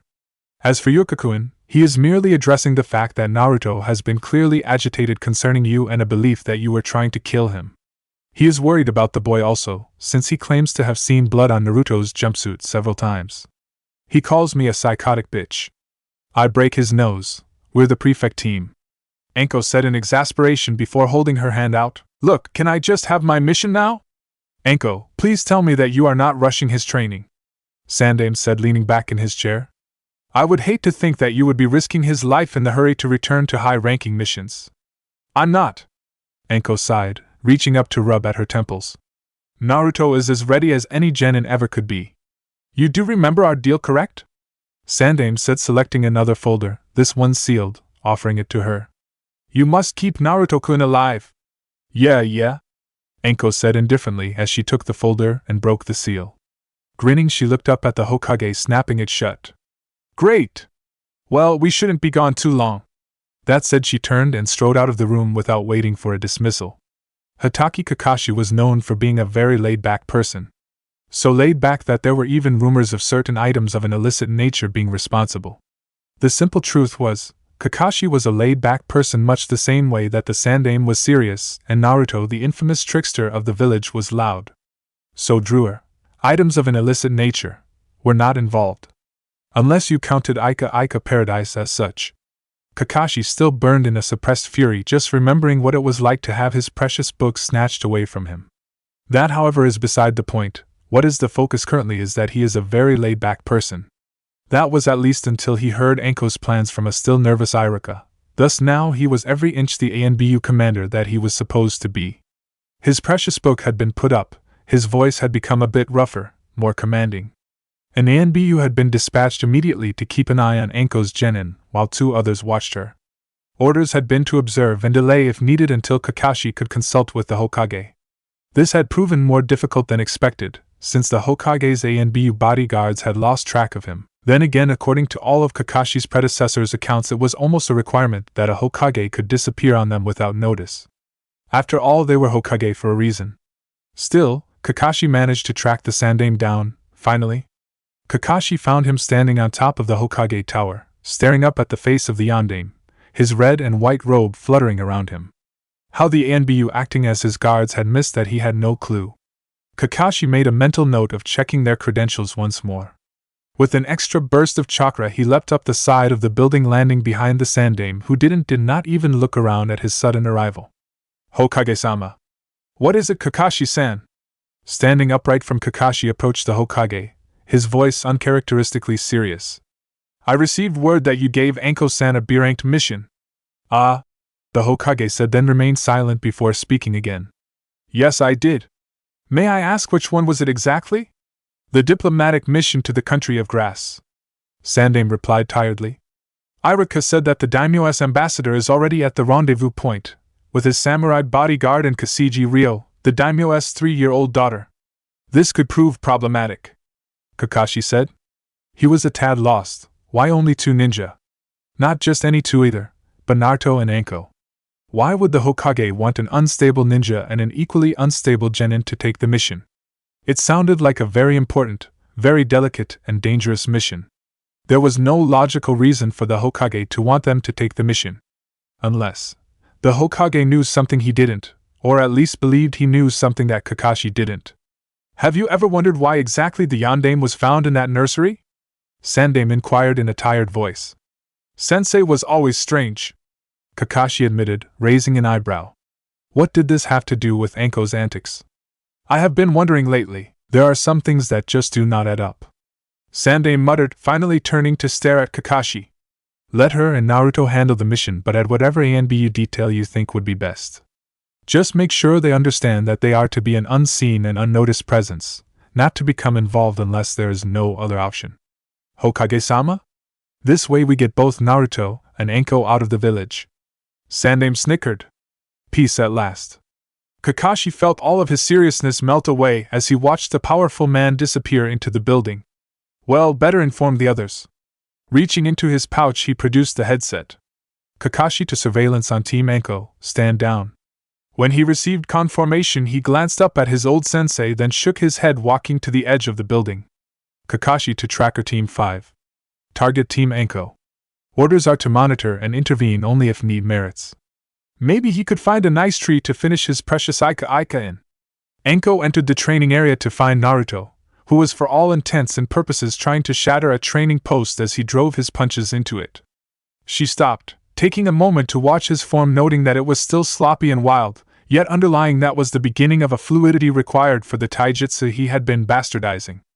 Anko couldn't help but smile, knowing that the Sandaime had not been lying a month ago when he said that Naruto was unusual.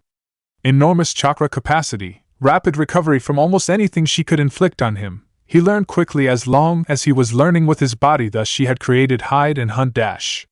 Naruto had the potential to be an excellent ninja someday, though if it had been her sensei the boy would have been dead 3 days into training. If not for his lack of apparent potential, then for his total lack of finesse.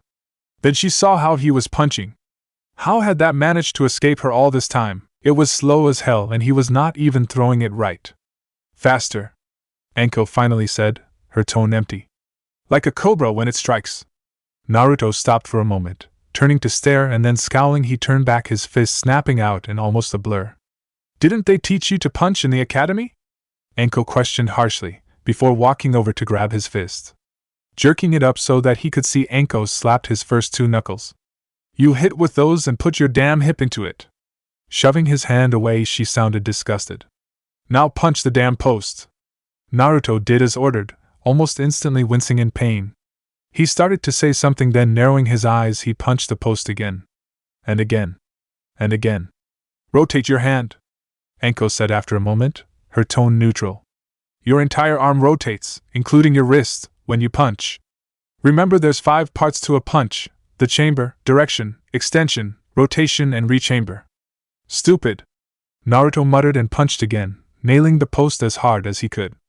Nodding in mild satisfaction, she reached out to ruffle his hair only to have him duck and move away. He continued to glare at her, almost angrily.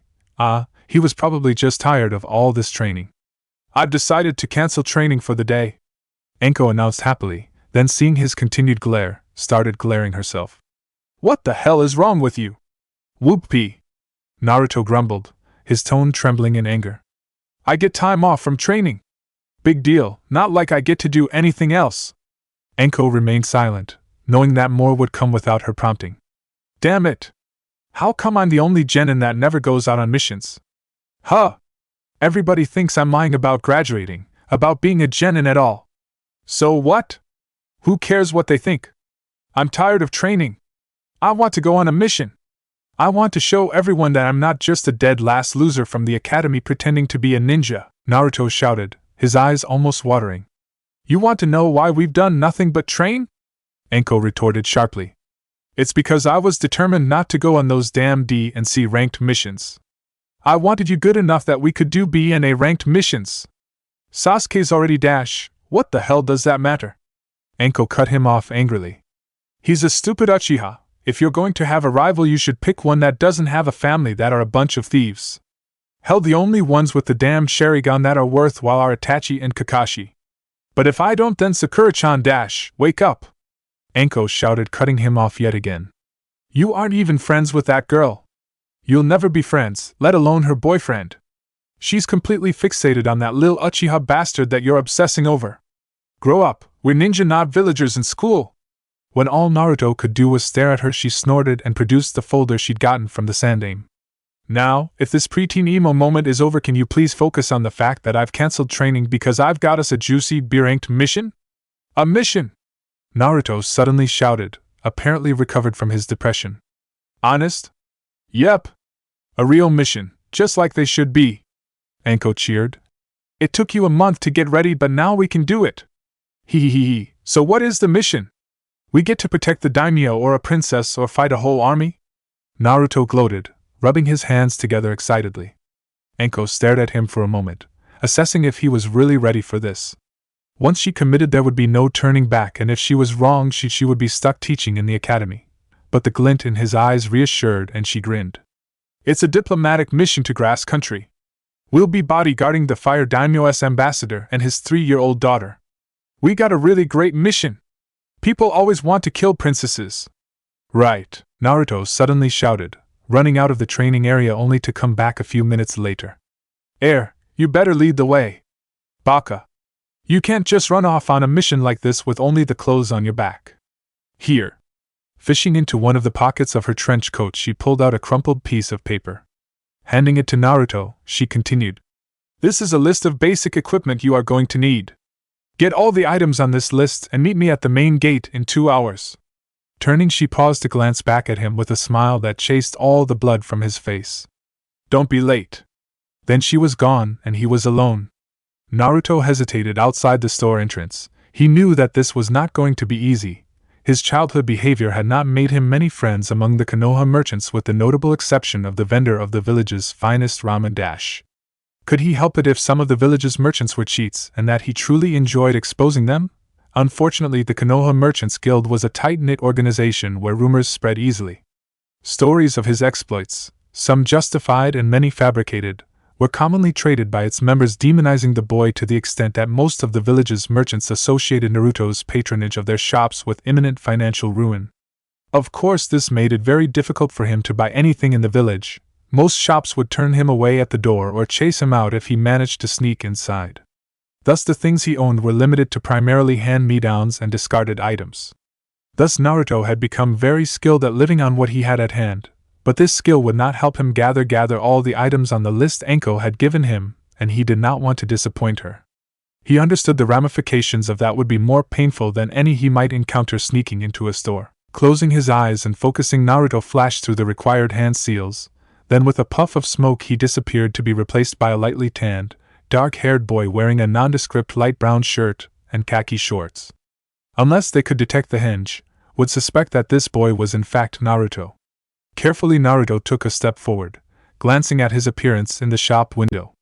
He had never been good at henge, and even though his skills had improved through his training with Anko, it still took a tremendous amount of concentration for him to maintain the technique. Any momentary break in his focus would cause it to fail immediately. Taking a breath, Naruto entered the shop, very careful to make sure that he did not trip over or bump into anything. The room he entered was huge, a giant warehouse, containing every sort of ninja equipment imaginable, all shelved or hanging in neat aisles. Naruto wanted to curse. It would take hours for him to find everything on Anko's damn list. Even if by some miracle he could hold his henge that long, Anko would undoubtedly find and kill him for being late long before he gathered everything. "Hello? Welcome to Neen Mart," sang out a perky, cheery, high-pitched voice from behind him, which caused him to jump. He felt his henge waver but managed to keep it intact. Turning slowly, focusing on maintaining his henge, his gaze met a brightly dressed teenage salesgirl who clearly possessed more enthusiasm for her job than any sane person should. "Can I help you find something?" Tentatively Naruto handed her the list that Anko had given him. Scanning it, she frowned ever so slightly, eventually glancing up at the boy in question. "This is quite a list. What sort of budget do you have for this?" Naruto, in response, pulled out his bulging frog wallet. Gamachan. Now, while the Hokage's office provided a very modest stipend for orphans, years of involuntary frugal living had allowed Naruto to feed the money to Gamachan until the wallet was ready to burst. The salesgirl took the wallet, her frown vanishing as she saw the amount contained inside. Suddenly her eyes widened and a trace of drool appeared at the corner of her mouth. When she looked back at him, her eyes seemed to sparkle at the thought of the commission she would be receiving. "This is wonderful." "Oh no, sorry. I mean, you have made a wonderful choice in coming to Neen Mart, where we happily service all your ninja needs at prices that cannot be beaten." Naruto grimaced inwardly. The salesgirl had been bubbly before, but now she was practically gushing. As she led him through the aisles, all the time going on about what was currently en vogue in ninja fashion, Naruto felt a sense of dread spreading through him. "Now, this collection of field packs just arrived last week. They are not among our budget line, but the added value is well worth the extra price. Why, look at these gorgeous little designer labels. Aren't they just to die for?" Naruto wanted to tell the woman that he did not give a damn about designer labels, or ninja fashion as long as it had orange in it, that is, but he had discovered that every time he tried to speak his henge would waver dangerously. So he was forced to remain silent, not that the salesgirl seemed to notice. She just kept cheerfully running him through the aisles, chattering as she continued to add items to a growing pile in his arms. "Now, I know these were not on your list, but I really think any self-respecting ninja needs them. They so suit your ninja fashion and are just so cute," she said, flashing him a pretty smile, one of the deadliest weapons a skilled saleswoman has against male customers, as she held up a pair of elegant leather vambraces. A pair of elegant leather vambraces, with metal studs interspersed within a flowery paisley pattern.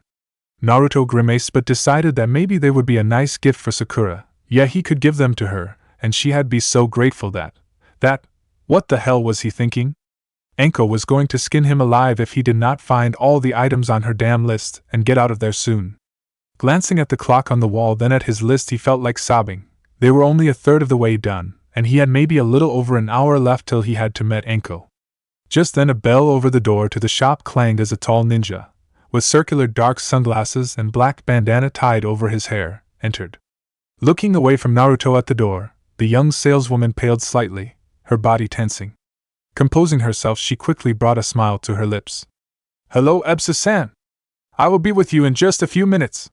Take your time, my dear," responded the man, casting her a sly smile before wandering over to peruse the racks of magazines near the front counter. While Naruto couldn't be certain, it looked like the man had picked up the hottest Hot Springs issue of Shinobi Illustrated and slid it into a copy of Shuriken and Kunai, pretending that he was keeping up on the latest in ninja weapons when he was really ogling pictures of Kunoichi at the bathhouse. Damn closet pervert. At any other time Naruto would have loved to expose the man for what he was, but at the moment he instead offered a small prayer to the kami for sending the man. His presence seemed to spur the young woman helping Naruto to complete his order with a new vigor. "I am very sorry to rush you, sir.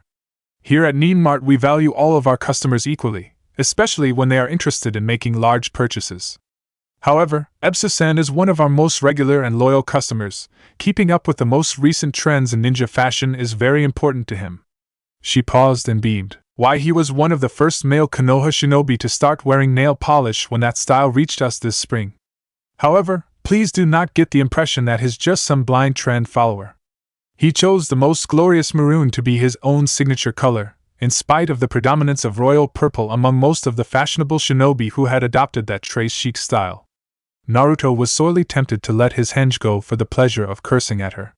It was hard to say which disturbed him more, the fact that Konoha had chosen a perverted fashion fiend to be one of its noble ninja, or the fact that this woman seemed to be captivated by him. It was only his ever-present image of Anko, grinning as she slowly filleted him alive, that kept him focused enough to maintain his henge and his calm. At least she was thinking about something other than his ninja fashion. She had shown him more than enough cute accessories already. "Which reminds me," the salesgirl suddenly chimed happily. "We simply must stop by the cosmetic section before I let you go. There are some simply gorgeous new nail polish shades that a truly stylish ninja like yourself must consider." Surprisingly, it took only about 10 more minutes to gather the remaining items on Anko's list. To Naruto's distress, though, the approach taken by the salesgirl assisting him was to select the most expensive option available for the items on the list, completing each selection with the cheery comment, "Only the best for our customer." If he could have voiced his opinion, he certainly would have let the woman know what he thought about the diet she was putting Gamachan on. Placing the items on the counter, Naruto gazed at the large pile of expensive goods and then at poor Gamachan. He could almost feel tears welling up in his eyes. Ebisu drifted over, apparently having lost interest in his ogling, and glanced over Naruto's shoulder at the pile. "Looks like you have a big spender here," Ebisu remarked cordially, glancing up at the girl who smiled back. Naruto groaned, a shudder running through his body as the effects of maintaining his henge for so long sank in, while the more pleasant effects of the fumes from the nail polish which he was still wearing steadily wore off, leaving him with a massive headache.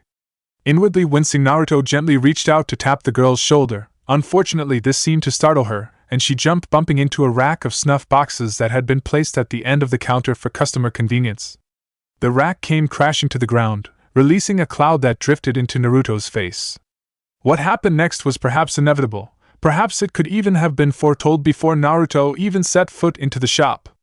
Still, time seemed to slow as the cloud made its way to Naruto, then reaching his head and engulfed it. The spell was broken with a tremendous sneeze that was both physical and emotional release. Naruto, realizing that there was no hope of getting out of there with a single item from Anko's damn list, he grabbed his purse and then, while both Ebisu and the salesgirl were still shocked and disorientated, bolted from the store. Damn it, now what was he going to? Anko had told him to be at the gates in 2 hours, and he had used most of that with the stupid salesgirl. Furrowing his eyebrows, he tried desperately to come up with a plan as he ran down the street. Thus he completely failed to notice a tall figure stepping out in front of him while waving to get his attention. When Naruto did manage to see the man, he attempted to stop, but sadly this was too little too late, and he plowed into Irika, knocking both to the ground. Irika. Naruto smiled brightly, all thoughts of the list and imminent death banished from his mind by excitement and pride. "I got a mission.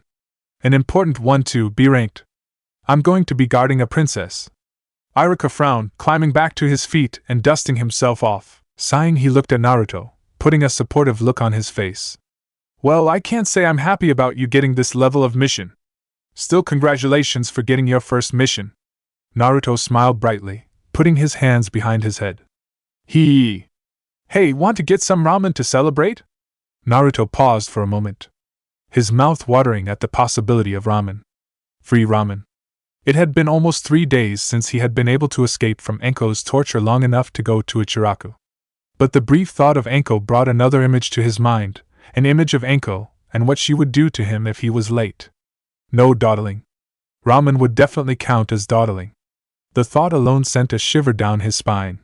Steadying himself, he painted the best smile he could on his face and said to Irika, cursing himself with every word. Sorry, Irika. Maybe when I get back you can take me out to celebrate how I kicked butt on this mission? But I really gotta get packed for this thing. Then, seeing the shock on Irika's face, this was the first time Naruto had ever turned down free ramen. Naruto continued trying to ease the ache in his own heart and stomach. Hey, do you think you could help me? I've got to get all the stuff on this list, but I got kicked out of the store when I tried to get the stuff. Irika hesitated for a minute, then, glancing at Naruto suspiciously as if he could not believe he was really Naruto, took the list and scanned it. Naruto was an expert at reading Irika's facial expressions. He noted the signs of the teacher remembering something from his childhood, and then the look of understanding. Thus he was not surprised when the scared man reached out and ruffled his hair. I think I can probably help you with most of these. The academy keeps a supply of field kits for training purposes, and I'm sure the Hokage wouldn't mind if I lent you one for this mission. Just try to take good care of it, okay? Naruto could not help but feel hope flood through him, and gratitude. Enko might not kill him after all. Of course, Irika-sensei. You can trust me. Good, Irika said after a moment, his own lips twitching at something funny. Meet me at the academy in about 20 minutes. In the meantime, you better do as Enko said on this list and get some decent clothes that have not been ripped to shreds and smell like they've never been washed. Naruto laughed at that and then took off for his source of all things orange and jumpsuitish. Shikamaru! The dark-haired genin groaned as he saw Naruto moving towards them. Had his day not been troublesome enough? First, this noisy blonde had disturbed his already disturbed cloud watching time. Then he had to train his teammates, which was followed by yet another very troublesome D-rank mission that had once again been completed successfully. Since it was their 12th such mission, Asuma had offered to take them to a Korea barbecue, Choji's choice, instead of the normal strategy session at the shogi parlor. Personally, Shikamaru would rather go to the shogi parlor than to a social event with his teammates, but Choji was so enthusiastic about the barbecue that protesting just seemed much too troublesome. It now appeared that Naruto was preparing to create an even more troublesome situation. Despite this distracting annoyance, Shikamaru still noticed the way that Hinata blushed and moved to hide as the blonde in question approached them. Sighing, Shikamaru scowled at Naruto, wondering why he ever bothered with trying for a peaceful life when the fates apparently enjoyed forcing him into troublesome situations. What is it this time, Naruto? The genius asked blandly when the blonde had stopped walking. I'm going on a mission. A B-ranked one even. See, I'm a real genin, Naruto said smugly, smiling brighter than ever. Shikamaru winced. Apparently the blonde's delusions were at it again. Why did it always fall to him to fix these things? Naruto, when are you going to accept the fact that you are not a genin? Besides, if you are going to go around making up stories, at least try to make them believable. Huh! B-ranked missions are restricted to Chunin and Jonin. There is no way that they would let a genin do one. But it's true, Naruto protested. Shikamaru shook his head. Maybe he should ask Asuma to report this to the Hokage. It appeared that Naruto needed some professional help. Then he felt a presence that had not been there a second ago, directly behind him. Actually, he is a genin about to go on a B-ranked mission. A voice whispered in his ear, the warm breath tickling him. And he is going to have some extra special taijutsu training when we get back, unless he can give me a very good reason for not meeting me at the gate when I told him to. Shikamaru felt his mouth going dry, watching as Naruto's face turned pale and his smile disappeared faster than a snowball in a fire. It took a great deal of effort, but Shikamaru forced himself to take a step forward and then turned to see one of the most terrifyingly beautiful women he had ever seen. Obviously she was a kunoichi, the forehead protector unnecessary, due to the fact he could tell from the nonchalant way she was toying with a kunai. Shikamaru was also smart enough to realize that, although her body and attire were distracting, If he so much as glanced away from her face, he would suffer painfully. Turning, the woman in question faced Asuma, her tone far too chipper. Asuma! How's it hanging? When the bearded jonin coughed, she continued happily.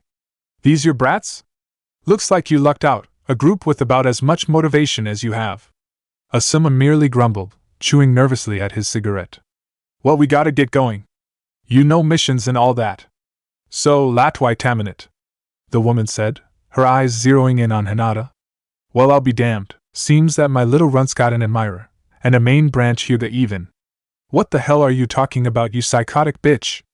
Naruto yelled, apparently having recovered from his temporary fear. Shikamaru barely heard the noise of the throw, and then he winced as the ringed end of a kunai bounced off Naruto's forehead protector, silencing him. What disturbed him most was how the woman had not even glanced at Naruto. Enko, it seemed, was more interested in Hinata, even going so far as to move so that she was behind the girl with her arm draped around Hinata's shoulders. You know, like most men, he's not particularly bright. If you ever want to get anywhere with him, you really need to open up a little and learn how to use a woman's charms. Ayana. Hinata muttered, blushing while rubbing her fingers together. Enko grinned wickedly and kissed the girl's cheek in a mocking fashion. Well, we have to get going. Naruto, follow me. Shikamaru, still stiff from shock, watched as a grumbling Naruto and his sensei disappeared into the distance. It was then that he decided that being on a team with Choji, Hinata, and Asuma was not as troublesome as he thought, even if he had to be the leader. Things could definitely be a lot worse. Enko smiled, keeping a brisk pace up, happy to see that Naruto was keeping up with her, and that he had decided to forego bugging her about what she did earlier and instead start chattering away about what the border was like and other stupidities. Like what kind of people they'd have to fight. We'll probably have to fight some missing neens hired for the job, but it's no biggie. Enko gloated smugly, darting through the streets with Naruto keeping pace. You've beaten Kakashi, so I doubt a bunch of lightweights are gonna stand much of a chance. Even if you are a bit of an idiot. Hey! Naruto shouted, looking annoyed. I'm a ninja. 5 minutes later, they both came to an abrupt stop in front of the eastern gate, where Enko smiled brightly, glancing at him. Ready? This will be the first time we're actually going to work as a team too. How can you expect us to work as a team if we've never done it before? Naruto asked, blinking in confusion. The best teamwork is the type that develops in battle. Just remember, teamwork is fine, but if you rely on it, you're doomed to fail. The Yondaime didn't kill the Kyuubi with anyone's help. Enko responded, her tone turning sing-song. So, ready for an awesome mission? Hell yeah! Let's go! Naruto shouted. Needless to say, the gate guards all shifted uncomfortably and shared looks of uneasiness. Naruto had never been beyond the walls of Konoha. He had never thought about going further. The village was large enough, and despite so many shinobi and civilians, there were plenty of places for privacy. So taking that first step beyond those gates had filled him with an immense sense of pride. Pride that he was a ninja on a real mission. Enko had stared at him oddly for a moment, when he had darted around looking everywhere. When Naruto finally noticed, she gave him an odd smirk, then continued on her way. After taking one long last look at the village walls and gate, Naruto turned and ran to catch up with her. Sadly, the novelty of travel wore off after the first 12 hours, and as they approached the small village where their client was waiting, Naruto was starting to feel impatient. He wanted things to hurry along, to get this ambassador and the daimyo's daughter and get moving. He wanted to fight. His thoughts, however, were distracted from the images of his heroic deeds when Enko spoke up. Hey, those guys are chasing a little girl. Naruto snapped his head around, almost tripping as he stared in the direction she was pointing. Squinting, he was not sure, but it did appear that 2 men were chasing a small girl. He growled, preparing to charge head first into the problem when Enko continued. Must be them. Enko mused, glancing at him. Why don't you go get the girl for them? But dash! Naruto started to protest until Enko glanced at him threateningly. Gulping, he took off. Enko had long ago taught him that she was far from a pleasant person when questioned. He was not thrilled by the prospect of having to deal with a brat.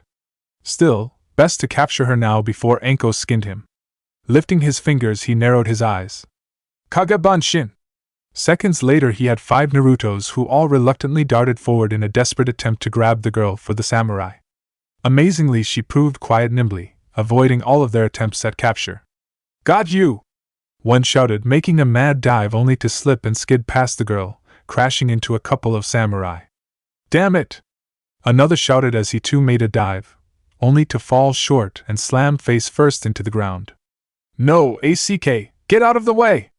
Growling, Naruto pushed the sleeves of his jacket up and made a mad dash for the child, tackling her. She screamed at the assault as the momentum carried them both off their feet, with Naruto doing his best to shield the small girl as they rolled. Gotcha! Naruto said with a triumphant grin, as they came to a stop. Seconds later the girl started biting and kicking. Ouch! You stupid dash! Naruto shouted, trying to free himself from the wild child. Thankfully he was rescued by one of the samurai his clone had toppled over, who reached down to lift up the girl up and tuck her under his arm. Recovering, Naruto sat up glaring at the irate-looking girl. Geez, why me? Please excuse Ryoheim. She's a bit of a handful when surprised. The samurai dressed in red and black offered with a bow. I am Yoshinaga, thank you for helping us. Yeah, you're welcome. Naruto muttered, climbing to his feet, glaring at the red-headed girl who was glaring at him. The blonde boy stuck his tongue out, blowing a raspberry for the sheer principle of it. Naga-san, please give Ryoheim to her maid.